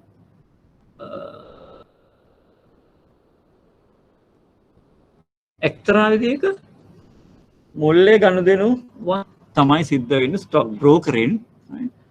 ආයෝජන කළමනාකරණය ඒකත් සේවාවක්. අනිත් එක කල්බදු මුල්ලේකරණය ලීසින් පැහැදිලිවම මුල්ල ආයතනත් එක්කලා ඍජුව. දැන් මේ BCD තුනම ආසන වශයෙන් සමාන උත්තර. D තමයි මෙතනදී නියම උත්තරය වෙන්නේ. අන්න ඒ වගේ ගැටලු සහගත තැන් ඇති වෙන්න පුළුවන්. දැන් පළවෙනි එක නම් කෙලින්ම අයින් කරන්න පුළුවන්. ණය ශ්‍රේණිගත කිරීම මුල්ලේ ගනුදෙනුකරුවන් සහ මුල්ලේ ආයතන සම්බන්ධ වෙන කාර්යයක් නෙමෙයි. ඒක වෙනම ස්වාධීන ආයතන තියෙනවා ශ්‍රේණිගත කරන්නේ. ස්වාධීන ආයතන විසින් ශ්‍රේණිගත කරනවා.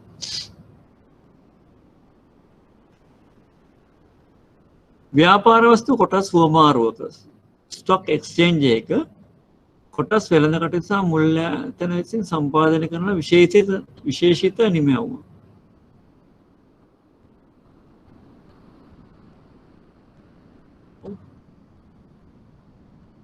ස්ටොක් ෂෙයාර්ස් මිලදී ගැනීමේදී ෂෙයාර්ස් මිලදී ගන්න යම් මුදල් ප්‍රමාණයක අඩුපාඩුවක් තිබුණොත් මුල්‍යකරණය සඳහා භාවිතා කරන විශේෂ නිමැවුම මොකක්ද කියන එක අහන්නේ.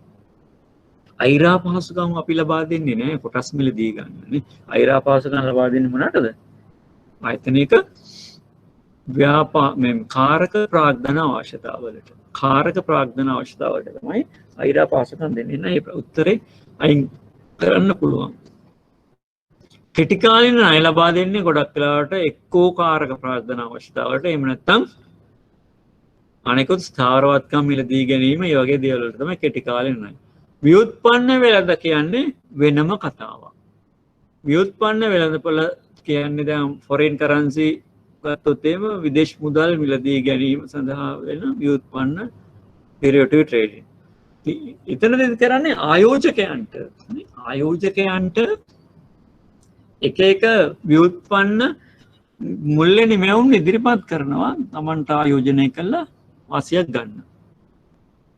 ඒකත් නෙමෙයි ආන්තික වල මාජින් ට්‍රේඩින් ෆැසිලිටිස් කියන්නේ අනිවාර්යයෙන්ම මෙන්න මේ කියන කොටස් වෙළඳපොළ තුල කොටස් මිලදී ගැනීම සඳහා අවශ්‍ය වන මුල්‍ය පහසුකම් ලබා දෙන නිමැවුමක් වෙනවා. Margin trading facilities. රන් උකස් කටයුතුට රෙව්ව අනුමත. ඒතකොට උත්තරේ මේකේ දෙවෙනි එකේ B. රන් භාණ්ඩ උකස් කිරීමේදී ණය පහසුකම් ආශ්‍රිත පවතින අවදානම. මොන වගේ අවදානම්ද උකස් වෙළඳපොළ තුල තියෙන්නේ බලමු. ලෝක වෙළඳපොලේ රන් මිල උච්චාවචන හේතු වෙන වෙළඳපොළ අවදානම. අනිවාර්යයෙන්ම මේක තියෙනවා පෞද්ගලික දවසවල අපි ඒක අත්විඳානේ. රන් භාණ්ඩවල රන් මිල ඉහළ පහළ යාම නිසා ලෝක වෙළඳපොලේ රන් භාණ්ඩවල දැන් එක වතාවක් රුපියල් 45000ට 50000ට ආසන්න ප්‍රමාණයට ඔය 2010 11 වගේ කාලවල පවුමක මිල උකස් සඳහා පවුමකට එච්චර මාකට් වල එකක් දුන්නා. ඊට පස්සේ ඒක කෙලින්ම 25000ට වගේ අර්ධයකට බැස්සා. එතකොට ගනුදෙනුකරුවන් ගොඩක් වෙලාවට මේ දේවල් නිදහස් කරගන්න උනන්දු වෙන්නේ නැහැ. එතකොට බැංකුවට උකස්ගත්තු බැංකුවට ලොකු පාඩුවක් සිද්ධ වුණා. අනිවාර්යයෙන්ම ලෝක වෙළඳපොලේ රන් මිල ඉහළ පහළ යෑම මේ උකස් වලට බලපාන. ඩඩ් ආටිකල්ස් වැඩිම අනිවාර්යෙන්ම ලොස් එකක් වෙන එකක්. ඒක ඔපරේෂනල් රිස්ක් එකක්. සොරකම් කළ භාණ්ඩ අනිවාර්යයෙන්ම ඔපරේෂනල් රිස්ක් එකක්. මොකද සොරකම් කළ භාණ්ඩ එහෙම උකස් කරොත් එහෙම නියම අයිතිකරු පොලිසියට පැමිණ කළොත් පොලිසියට පුළුවන් කිසිම වන්දිගෙවීමකින් තොරව මේ උකස් භාණ්ඩ මොකද උකස් කළ මේ හොරකම් කරපු භාණ්ඩයක් සැබෑ හිමිකරුට තමයි අයිති වෙන්නේ. ඒතර ව්‍යාජ හිමිකරුවෙක් ඒක තිබ්බොත් එimhe ඒ ලොස් එක බැංකුවට දරා ගන්න සිද්ධ වෙනවා. ඒ ආටිකල්ස් ටික බැංකුවට බාර දෙන්න සිද්ධ වෙනවා මේ නීතිය ක්‍රියාත්මක කරන ආයතන වලට. දැන් ඒක ලොස් එකක් වෙනවා. ඔපරේෂනල් ලොස් එකක්. right? ඒ දේවල් සියල්ල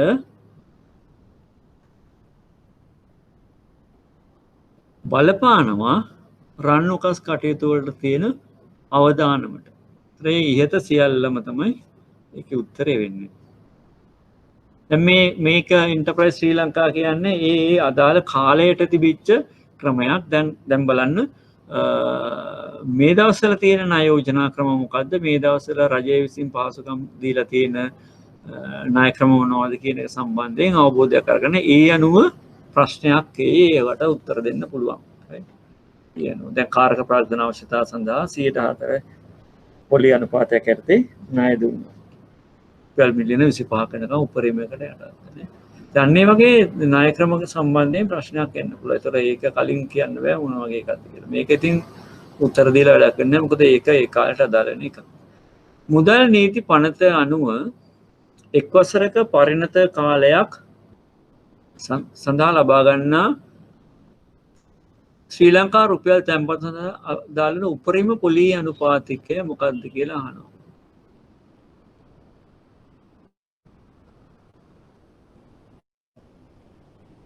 මුදල් නීති පනතේ නියෝගයන් අනුව එක් වසරක පරිණත කාල සඳහා ලබා ගන්නා ශ්‍රී ලංකා රුපියල් තැන්පත් සඳහා අදාළ වන උපරිම පොලී අනුපාතිකය. එතකොට මේකේ නිර්ණායක තියෙනවා කලින් කාලට වෙනස් වෙනවා. මේ නිර්ණායක කලින් කාලට වෙනස් වෙනවා. එතකොට දැනට බලපවත්වපු අනුපාතය වෙන්නේ දැන් ඔකට මම කිව්වා හැමතිස්සෙම බේස් රේට් එක වෙන්නේ. බේස් රේට් එක වෙන්නේ පොලි අනුපාත වලට අවදානම එහි ප්‍රතිලාභ ප්‍රස්ථාරගත කරාම 0 අවදානමක් තියෙන නිමැවුමක් තමයි අවදානම ශුන්‍ය වෙච්ච ආයිතමයක් තමයි භාණ්ඩාගාර බිල්පත් සහ භාණ්ඩාගාර බැඳුම් කර විදිහට අපි සලකන්නේ. එහෙම නැත්නම් රජයේ සුරැකුම් සලකනවා. ඊට එහා පැත්තේ ගිය හැම නිමැවුමක්ම අවදානම වැඩි වෙනවා. අවදානම වැඩි වෙනකොට බලාපොරොත්තු වෙනවා ඉහළ පොලි අනුපාතයයි. ඒතර කලින් කාට වෙනස් වෙනවා. මෙතනදී ලබා දීලා තියෙන එක තමයි භාණ්ඩාගාර බිල්පත් වලට 100ට එකක් එකතු කරලා තමයි මේ රුපියල් තැන්පතු සඳහා ලබා ගන්න වසරක. ඒතර මේක වසරකට වඩා වැඩි නම් මේ අනුපාතය වෙනස් වෙනවා.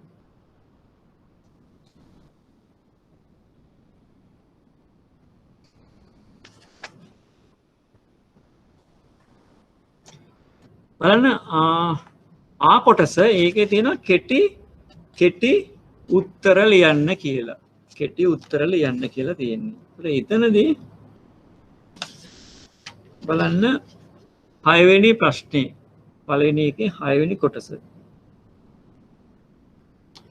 මානව සම්පත් කළමනාකරණය යටතේ අනුප්‍රාප්තික සැලසුම් කරණය. දැන් මම මේ අනුප්‍රාප්තික සැලසුම් කරණය සම්බන්ධයෙන් කතා කරේ නැහැ. ඒක අපි ඉස්සරහ සතියේ කතා කරනවා. එහෙනම් අපි ඒක අයින් කරලා ඊළඟ එකට යමු. අස්පෘශ්‍ය භාවය සහ වෙන් කළ නොහැකි බව අතර වෙනස මොකක්ද? අපි කතා කරා ඒ දේවල්. සේවාවක ලක්ෂණ කීපයක් තියෙනවා. අස්පෘශ්‍ය භාවය, intangibility. ඒ වගේම inseparability. ඉන්ටැන්ජිබිලිටි කියන්නේ අපිට දෘශ්‍යමාන දෙයක් දකින්න නැහැ සේවාවක් තුළ භාණ්ඩයක වගේ. ඒතර ඒක අපිට සංවේදන ඉන්ද්‍රියන්ට අත පය ඇස් වලට දකින්න පුළුවන් දෙයක් නැහැ. අපිට දකින්න පුළුවන් දෙයක් නැහැ. මනසට හැඟෙන දෙයක් විතරයි. ඒතර ඒ සේවාවක ගුණාත්මක භාවය එමෙත භාණ්ඩයක ගුණාත්මක භාවය දකින්න පුළුවන් භාණ්ඩයක් තිබුණොත් අපිට ඒක ලැබෙනවා. ඉන්ටැන්ජිබිලිටි එක නිසා මේකේ ගුණාත්මක භාවය තීරණය වෙන්නේ සේවාව පිරිනමන අවස්ථාවේදී ගනුදෙනුකට හැංගෙන්න දැනෙන දේ. ඒතර ඉන්සෙපරබිලිටි කියන්නේ මතක ඇති සේවාව සපයන්නා සහ සේවාව ලබන්නා වෙන් කරන්න බෑ. කොණ්ඩේ කපන්න ගත්තොත් එහෙම කොණ්ඩේ කපන්න බාබර් සහ කොණ්ඩේ කපන පුද්ගලයා දෙන්නම එකට සම්බන්ධ වෙන්න ඕන. වෛද්‍යවරයා රෝගියා ගත්තොත් එහෙම වෛද්‍යවරයා ගාවට රෝගියා යන්න ඕන. එක්ක රෝගියා ගාවට වෛද්‍යවරයා එන්න ඕන. මේ දෙන්න එකට එකතු වෙන්න ඕන මේ සේවාව සම්පූර්ණ වෙන්න. ඉන්සෙපරබිලිටි කියන්නේ ඒකයි. අනිත් එක තමයි අපි කතා කරපු තව කරුණක් වේරියබිලිටි. එතකොට එකම සේවාව නෙමේ එකම පුද්ගලයා දිගටම සපයන්නේ ඒ පුද්ගලයාගේ මනෝ ස්වභාවය අනුව නේ. එතකොට සේවාව ලබා ගන්න පුද්ගලයාගේ ස්වභාවය අනුව ලබා දෙන සේවාවේ පුංචි පුංචි වෙනස්කම් තියෙනවා. පුංචි පුංචි වෙනස්කම්. දැන් ATM එකකින් ඩිලිවර් කරනවා නම් මුදල් ඒක මේ ඉම්පාර්ෂල් එහෙම නැත්නම් ඒක කිසිම ඉස්සරහින් ඉන්න පුද්ගලයා සම්බන්ධයෙන් හෝ ඒ දේවල් සම්බන්ධයෙන් කිසිම වෙනස්කමක් නැහැ. අදාළ මොනවද සංනිවේදන පහසුකම හෝ අනිත් එක මොකද්ද බලය කරන්ට් එක පවර් තියෙනවා නම් ඒ යන්ත්‍රය වැඩ කරනවා. ඒ යන්ත්‍රය කැඩලා නැත්නම් එකම විදියට තමයි වෙන්නේ. නමුත් පුද්ගලයෙක් කවුන්ටර් ක්ලාක් කෙනෙක් මුදල් ගෙවද්දී මුදල් ගණිතී එක්කෙනාට එක්කෙනා එක අවස්ථාවකට වඩා සම්පූර්ණයෙන්ම වෙනස් ඊළඟ අවස්ථාව. ඒ පුද්ගලයන්ගේ ස්වභාවය නෝ එක වේරියබිලිටි. අනිත් එක පෙරිෂබිලිටි මතක ඇති. සේවාව ලබා ගන්න බැරි වුණොත් ඒ අවස්ථාවේදී ඒ සේවාව වියකී යනවා. මොකද ඒ සේවාව ඊළඟ අවස්ථාවේදී ලබා ගන්න බැහැ අන්න අර කියපු වේරියබිලිටි එක නිසා. ඊට පස්සේ වෙනස් වෙලා තියෙන්නේ එන්වයරන්මන්ට් එක වෙනස් වෙලා. ඒතර අර සේවාව නෙමෙයි ඊළඟට වෙනස් සේවාවක් තමයි ලබා ගන්න. සේවාවන් ගබඩා කරන්න බෑ. පෙරිෂබිලිටි. ඒතර මේ දෙක අතර වෙනස අවබෝධ කරගන්න පුළුවන්. විගම්ම ආයෝජන ගෙනුමක ප්‍රධාන ලක්ෂණ මොනවද? අපි ඒක සාකච්ඡා කරා මතක ඇති බලන්න. මොනවද ප්‍රධාන ලක්ෂණ? විගම්ම ආයෝජන ගෙනුමක් කියන්නේ විශේෂ ගෙනුමක්. ලංකාවේ ජීවත් වන නේවාසිකව ජීවත් වන පුද්ගලයන්ට විදේශ වල ඉඳන් තමන්ට eligible overseas investment such as investment and shares. ලංකාවේ ජීවත් වෙන විදේශකයන්ට ලංකාව තුළ ජීවත් වෙන පදිංචි ඉන්න විදේශකයන්ට තමන්ගේ විදේශ ආයෝජන සඳහා ෂෙයාර්ස් වල යුනිට්ස් වල ඩෙට් සිකියුරිටීස් වල ආයෝජනය සඳහා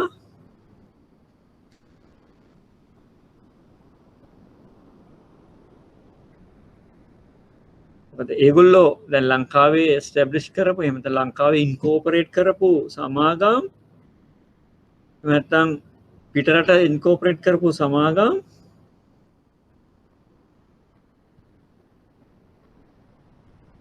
sovereign bonds and establishment of overseas company of a company incorporated in Sri Lanka. ඒතකොට ලංකාවේ ස්ථාපිත කරලා ඉන්කෝපරේට් කරලා වෙනත් රටක ක්‍රියාත්මක වන තන්නේ ආයතන වලට ඒ සමාගම් වලට ආයෝජනය කරන්න සමාගම් වල ආයෝජනය කරන්න යවන්න පුළුවන් මුදල් තියෙන ගිණුමක් තමයි OIA outward investment account කියලා කියන්නේ. මේක බලය දීලා තියෙන්නේ බලපත්‍රලාභී වාණිජ බැංකු වලට රෙසිඩන්ට් ඉන්වෙස්ටර්ස්ලා ලංකාවේ ජීවත් වෙන විදේශිකයන්. ඒකට ලංකාවේ ඩොමස්ටික් බැංකු වල මේ ගිණුම විවෘත කරන්න පුළුවන්. අපි මේක සාකච්ඡා කරා. තව දුරටත් විස්තර ටික බලන්න. බැංකු නියෝජිතයෙකුට අදාළ වන ආචාර ධර්ම පද්ධතිය යටතේ තහනම් කර ඇති කාර්යයන් කස්ටමර් චාට් එක ගැන කතා කරා. ඒතර කස්ටමර් චාට් එකේ බැංකුවක් නියෝජිතයෙක් පත් කරලා තියෙනවා නම් තමන්ගේ සමහර බැංකු කටයුතු වලට ක්‍රෙඩිට් කාඩ් රිසීවබල්ස් ගන්න, ඊළඟට ක්‍රෙඩිට් කාඩ් ඩිස්පැච් කරන්න, ණය අය කරන්න, ඒ වගේ දේවල් වලට සමහරට පත් කරන්න පුළුවන්. ඒ කියන්නේ මේන් බැංකින් ඇක්ටිවිටීස් නෙමෙයි, ඊට උදව් කරන උපකාරය කරන බැංකින් ඇක්ටිවිටීස් කරන්න සමහරලාට ආයතන බැංකු නියෝජිතයන් පත් කරනවා.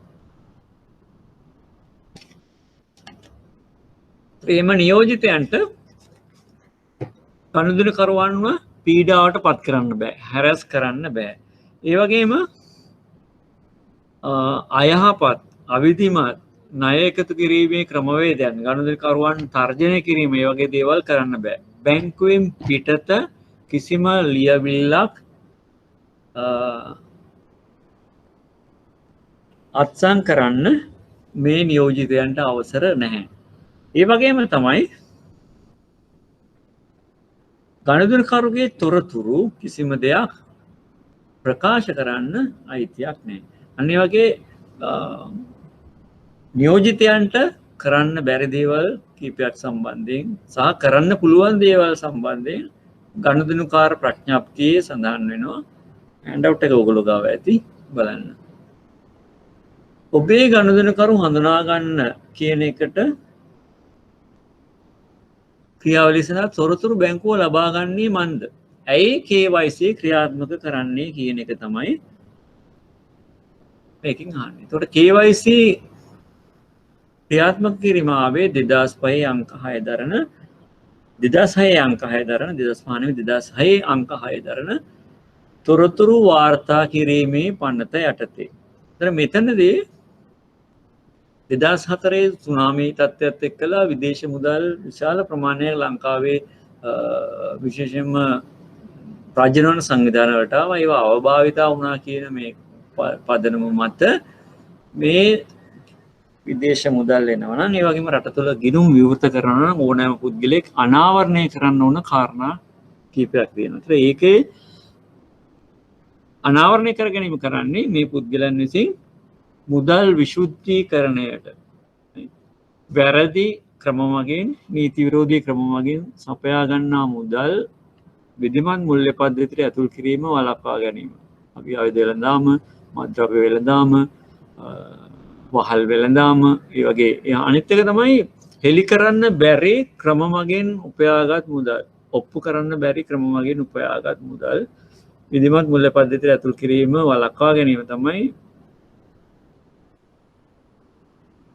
money laundering, මුදල් විශුද්ධීකරණය කියන්නේ. ඒ අනුව කස්ටමර් ඩියු ඩිලිජන්ස් ගනුදෙනුකාර සුපරීක්ෂණය ක්‍රියාත්මක වෙනවා මේ පනත යටතේ. ඒ නිසා විවිධ තොරතුරු ලබා ගන්න ඕන. මෙන්න මේකට උත්තර ලියන්න ඕන ඔය කියන වාක්‍ය දෙකක් තුනක් වගේ තමයි. ගොඩක් ලියන්න අවශ්‍යතාවය නැහැ. ලකුණු දෙකක් හම්බ වෙන ප්‍රශ්නයක්.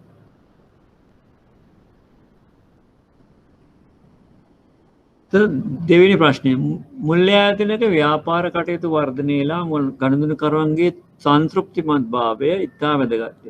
ඒ නිසා ගනුදෙනුකරුවන් අසන්තෘප්ත වන සිද්ධීන් අලෙවි කරන අදක්ෂතා එම ආයතනයේ සේවාවට බලපාන ආකාරයන් කෙසේද යන්න හඳුනා ගැනීම අත්‍යවශ්‍ය වේ. පහත සඳහන් එක් සිද්ධීන් ඔවුනට සිදු වූ අපහසුතාවයන් හඳුනාගෙන ඒවා ගනුදෙනුකාර යොමුගත වූ විසඳුම් සැකෙවින් සඳහන් කරන්න. ඔන්න මේ වගේ ප්‍රශ්නයකුත් විතර එනවා. යම් සිද්ධියක් විස්තර කරලා ඒ සිද්ධියට අදාළ වන කරුණුත් මේ සිද්ධිය වළක්වා ගන්න කරන්න ඕන කරුණුත් මොනවද කියලා සාකච්ඡා කරන. ගොඩක් වෙලාවට මාකටිං පැත්තේ කස්ටමර් සර්විස් එක්සලන්ස් වලට අදාළ වන ඒ එක සිද්ධි දෙනවා. ඒ සිද්ධි ප්‍රායෝගිකව ඕගොල්ලෝ බ්‍රාන්චස් වල අත්දකින්නවා. සමහරට දැන් ශාඛාවක සේවය කරන්නේ නැති උසස් පෙළ සමත් දරුවෙක් මේක කරනවා නම් එයාට මේ අත්දැකීම නැති වෙන්න පුළුවන්. ඒකට අපිට ඒක සංජානනය පර්සීව් කරන්න තමයි වෙන්නේ, මෙහිම තමයි වෙන්න ඕන කියලා. අපි ඒක දැනගත්තාම අපිට පුළුවන් මේකෙන් වළකින්න. IND බැංකුවේ ශාඛා කළමනාකරු වන ඔබ වෙත ඔබගේ ගනුදෙනුකරු වන පෙරේරා මහතා ඔබ බැංකුවේ සිල්ලර ගිණුම් දෙපා රිටේල් බැංකින් යුනිට් එකේ අංශභාර නිලධාරී වන රංජිත් මහතාට පැමිණිල්ලක් කරන ලබන අවස්ථාවේදී රංජත් මහතා අනිසි වචන වලින් බැඳෙනව ඇතුණු බවත් මේවා මේ නිතර ආයතනවල දකින්න ලැබෙන දේවල් නේද සමහර විට. ඒ පිළිබඳ ඔහු විසින් යවන ලද විද්‍යුත් තැපැල් පණිවිඩයක් සාක්ෂි ලෙස ඇති බව සිද්ධියට අදාළ ඇතැම් දුරකථන ඇතුම් පටිගත කර ඇති බවත් දැනුමත් කරනු ලබයි. ශාඛා කළමනාකරු විසින් ඔබ ලබන ගන්නා ක්‍රියාමාර්ග මොකක්ද? ඒතර ඕනෑම දැන් මෙතන පැමිණිල්ලක් තියෙන්නේ. මොනවාද? යම් කම්ප්ලේන් එකක් කරන්න වෙලා තියෙනවා ගනුදෙනුකරුවේ එකට ඒ රීටේල් accounting department එක එහෙම නැත්නම් retail banking department එක බැංකුවේ එතන හිටපු රංජිත් කියන මහත්මයා ඒ වෙලාවේදී ගනුදෙනුකරුට බැනලා. ඒතර එයා ඒ බැනලා ඊමේල් එකකිනුත් යවලා සමහර කන්වර්සේෂන් පටිගත කරලා තියෙනවා කියන එක තියෙනවා. දැන් මේක බරපතල චෝදනාවක්. ඒතර ගනුදෙනුකාර ගුණාත්මක ගනුදෙනුකාර සේවාවට ඉතාම අහිතකර විදිහට බලපාන චෝදනාව. පළවෙනිම දේ කරන්න පුළුවන් කළමනාකරුට පළවෙනියෙන්ම කරන්න ඕන දේ තමයි ගනුදෙනුකරු කොයිතරම් වැරදි වුණත් ඇපොලොජයිස් කරන්න ඕන. කනගාටුව ප්‍රකාශ කරන්න ඕන. ඒකට කනගාටුව ප්‍රකාශ කිරීම තුළම සමහර විට මේ ගනුදෙනුකරුගේ ටෝන් එක මේ පැමිණිල්ල කිරීමේ ටෝන් එක සම්පූර්ණයෙන්ම නැති වෙලා යන්න පුළුවන්. යම් ප්‍රමාණයක සමනය වෙන්නත් පුළුවන්. එතනින් එහාට ගනුදෙනුකරුත් එක්කලා දැන් මේක සාකච්ඡා කරලා සමතයකටපත් කරගන්නයි ඕන. බේරුම් කරණයක් කරගන්න ඕන. එතකොට මෙතනදී අපිට ගනුදෙනුකරු වැරදි, ඔයා මෙහෙම කරා වැරදි කියලා තර්ක කරලා කරන්න පුළුවන් දෙයක් නෙමෙයි. එහෙම වුණොත් වෙන්නේ මොකද අවසානයේදී? ගනුදෙනුකරු අපි අතහැරලා යනවා. ගනුදෙනුකරුට තව ඕන තරම් තරඟකාරී බැංකු තියෙනවා. බැංකු කටයුතු කරන්න නේ. ඒතර අපෙන් ගනුදෙනුකාරුවෙක් ගිලිහෙනවා, අපේ ගනුදෙනුකාර පංගුව ක්ෂීණ වෙනවා. අන්න අර කියපු පළවෙනි හෑන්ඩ් අවුට් එකේ දීපු ගනුදෙනුකාර සේවාවේ how කියන එකේ people කියන ෆැක්ටර් එක නිසා අපේ ගනුදෙනුකාර පංගුව හැකිලෙනවා. දැන් ඉස්සෙල්ලාම අපොලොජයිස් කරන්න ඕන. දැන් සමහර වෙලාවට අපේ ගොඩක් තියෙන මේ ප්‍රැක්ටිස් එකක් තමයි අපේ කට්ටියගේ ලිඛිතව ඉල්ලනවා පැමිණිල්ල. ලිඛිතව අවශ්‍ය නැහැ. ලිඛිතව අවශ්‍ය නැහැ පැමිණිල්ල. ඒතර මේ පැමිණිල්ල කරායින් පස්සේ වාචිකව හරි මේ පැමිණිල්ල සම්බන්ධයෙන් ක්‍රියා කරන්න ඕන.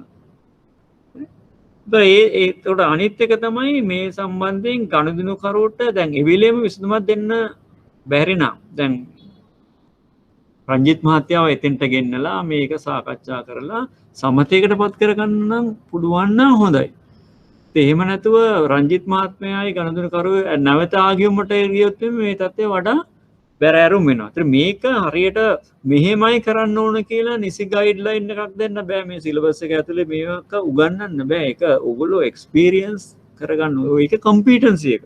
අන්න කම්පිටන්සි එක දිනු කරගන්න ඕන. ඒක පුද්ගලයා තුළ මෙන්න මේ ගැටලු විසඳුමේ හැකියාව කම්පිටන්සි එක ඩෙවලොප් කරගන්න ඕන. ඒතර ගනුදෙනුකරුට එහෙමනම් අපි කියන්න ඕන රයිට් සමා වෙන්න මේක වැරදි මම මේ සම්බන්ධයෙන් වහම ක්‍රියාත්මක වෙනවා. ඒතර ඒ වෙලාවේ එයාට යම්කිසි අපහසුතාවයක් සිද්ධ වෙලා තිබුණා නම් යම්කිසි කාර්යයක් කරගන්න බැරිලා තිබ්බනම් වහාම මේ දේ ඉටු කරලා දෙන්න ඕන. වහාම මේ දේ නීති අනුකූල දෙයක් නම් වහාම මේ දේ ඉටු කරලා දෙන්න ඕන. ඒක කරන්න බැරි දෙයක් නම් නීත්‍යානුකූලව හෝ වෙනත් ගයිඩ්ලයින් එකකින් කරන්න බැරි දෙයක් නම් ඒ தত্ত্বය පැහැදිලි කරලා දෙන්න ඕන. ඔය ගොඩක් වෙලාවට කරන්න වෙන්නේ කරන්න බැරි දෙයක් සම්බන්ධයෙන් ගනුදෙනුකරු කතා කරනකොට ඔන්න අනිත් පැත්තේ නිලධාරියාට ඉවසීමේ සීමාව ඉක්මවා ගිහලා ඔහු ගනුදෙනුකරුට දෝෂාරෝපණය කරන්න යනවා. ඒකේ තියෙන බෑග්ග්‍රවුන්ඩ් එක ඕ නීතිමය தත්ත්වය සම්බන්ධයෙන් පැහැදිලි කිරීමක් කරන්නේ. පළවෙනි දේ අපොලොජයිස් කරා, දෙවෙනි දේ යාට ඉටු කරන්න පුළුවන් දෙයක් නම් වහාම ඒක ඉටු කරලා දෙනවා. බැරි දෙයක් නම් ඒක පැහැදිලි කරලා දීලා ගනුදෙනුකරු සංසුන් කරනවා. ඊට පස්සේ ගනුදෙනුකරුට දැන් පොඩි තරහක් තියෙනවා අර නිලධාරියත් එක්කලා අභ්‍යන්තරව පරීක්ෂණයක් කරලා අවශ්‍ය වුණොත් අර නිලධාරියාලව ගනුදෙනුකරුගෙන් සමාව ඉල්ලීම මේ වගේ දෙයක් කරන්න පුළුවන්. ඊට පස්සේ ගනුදෙනුකරුව සමතයකට පත් කරගන්න. ඊළඟට දිගු කාලීන ගනුදෙනුකරුවෙක් වන මයිකල් මහතා පෞද්ගලික පාසලකට නිකුත් කරන ලද චෙක් පතක්. ඔන්න මේක ටිකක් ක්‍රිටිකල් ඉන්සිඩන්ට් එකක් අරකට වඩා. දිගු කාලීන ගනුදෙනු. දැන් මේකේ මේ ප්‍රශ්නේ තියෙන දේවල් තමයි ඕගොල්ලෝ ප්‍රයෝජනයට ගන්න ඕන උත්තර ලියද්දි. ඕගොල්ලෝ හිතන දේවල් නෙමෙයි. මේකේ අන්ඩර්ලයින් කරගන්න ඕන අවශ්‍ය නම් දිගු කාලීන ගනුදෙනු කරුවෙක්. ඒක වැදගත් කාරණාවක් අපේ ගැටලුවට විසඳීමේදී. ඒතර එයාගේ ප්‍රධාන ඵලයේ පෞද්ගලික පාසලකට නිකුත් කරපු චෙක් පතක් කියලා තමයි තියෙන්නේ. අගරු වෙලා තියෙනවා. ඒතර පෞද්ගලික පාසලකට චෙක් පතක් නිකුත් කරන්නේ මෙයා තමන්ගේ දරුවෙක්ගේ අධ්‍යාපන කටයුත්තක් සඳහා කරන ගෙවීමක් වෙන්න පුළුවන්. මේ ඉතින් දරුවෝ යට දින දරුවාගේ පාසල් ගාස්තු ලෙස නිකුත් කළ චෙක් පතක්. මයිකල් මහත්තයා කලින් දවසේ චෙක් පතක් තැන්පත් කරලා තියෙනවා මේ චෙක් පත આવොත් ඒකට අදාළ බැර ලබා ගන්න. ඒතර එයා යම් විධිවිධානයක් සලස්සලා තියෙනවා ගිණුමේ ශේෂය අඩු වුණොත් එහෙම ඒක ක්‍රෙඩිට් වෙන්න. ඉතින් දැන් මේකෙදි මේ චෙක් පත රිටර්න් කරලා තියෙනවා. මයිකල් මහත්තයා දීපු ප්‍රයිවට් ස්කෝල් එකට දීපු චෙක් පත රිටර්න් කරලා තියෙනවා. මොකද ඒ වෙනකොට අර ක්‍රෙඩිට් වෙන්න ඕන චෙක් පතේ අයපත් බැර වෙලා තිබෙන්නේ නැති නිසා. ජංගම ගිණුම් අංශ නිලධාරියා විසින් එම තත්ත්වයට ඉසුම් ලෙස ගන්නා කියනවා. ඉතින් මේක ඊටාම අයහපත් තත්ත්වයක්. දැන් මේ ගිණුම් මේකේ සඳහන් කරලා නැහැ ගිණුම අයහපත් ආකාරයට පවත්වන ගිහිල්ලා තියෙනවා, චෙක් රිටර්න් තියෙනවා නේ. ඒවා සම්බන්ධයෙන් සටහනක් නැති නිසා අපිට ගන්න වෙන්නේ මොකද්ද? දිගු කාලීන ගනුදෙනු කරුවෙක් යහපත් ආකාරයට ගිණුම පවත්වාගෙන ගිහිල්ලා තියෙනවා.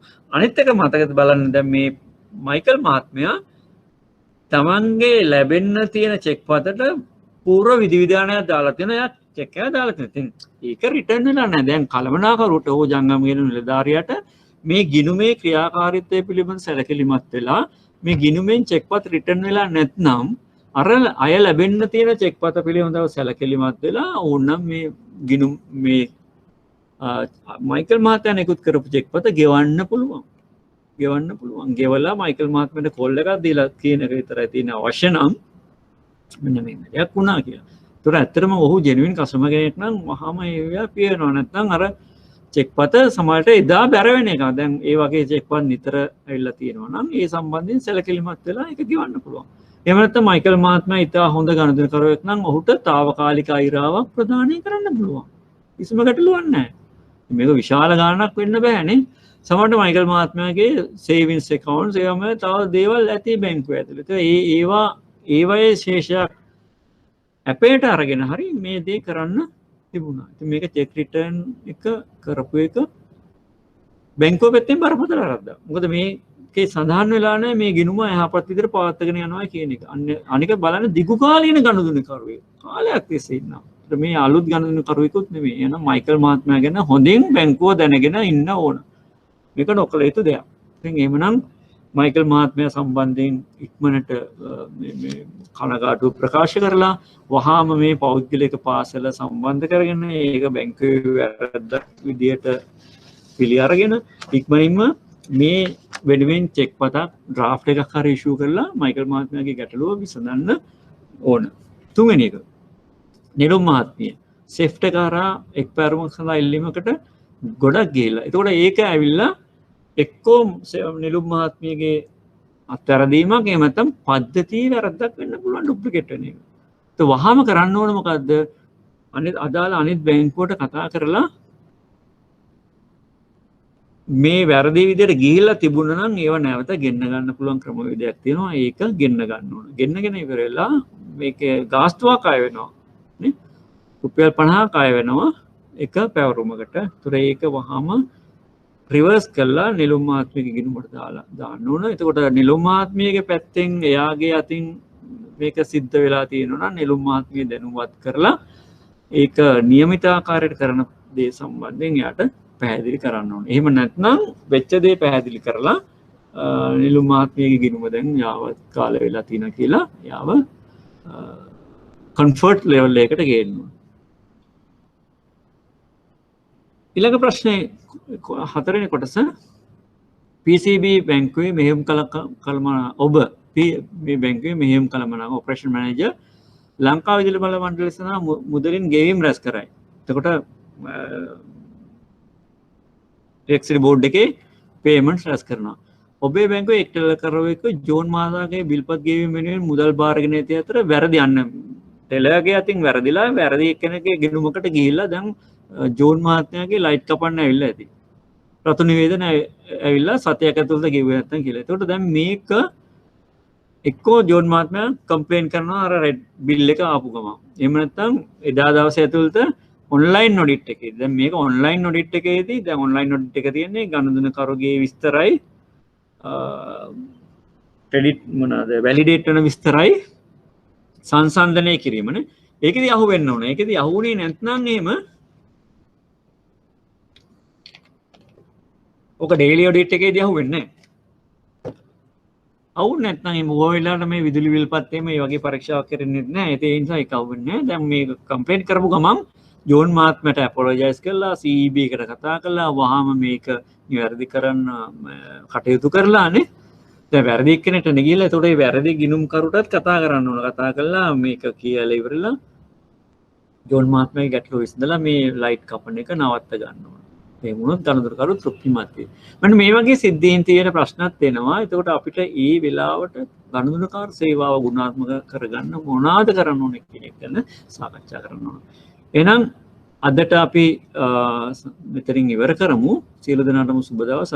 අපි ලබන සතියේ අර වගේ පුංචි මාතෘකාවකුත් මේ ප්‍රශ්න පත්‍රයේ තව ප්‍රශ්න ටිකකුත් සාකච්ඡා කරන්න බලාපොරොත්තු වෙනවා.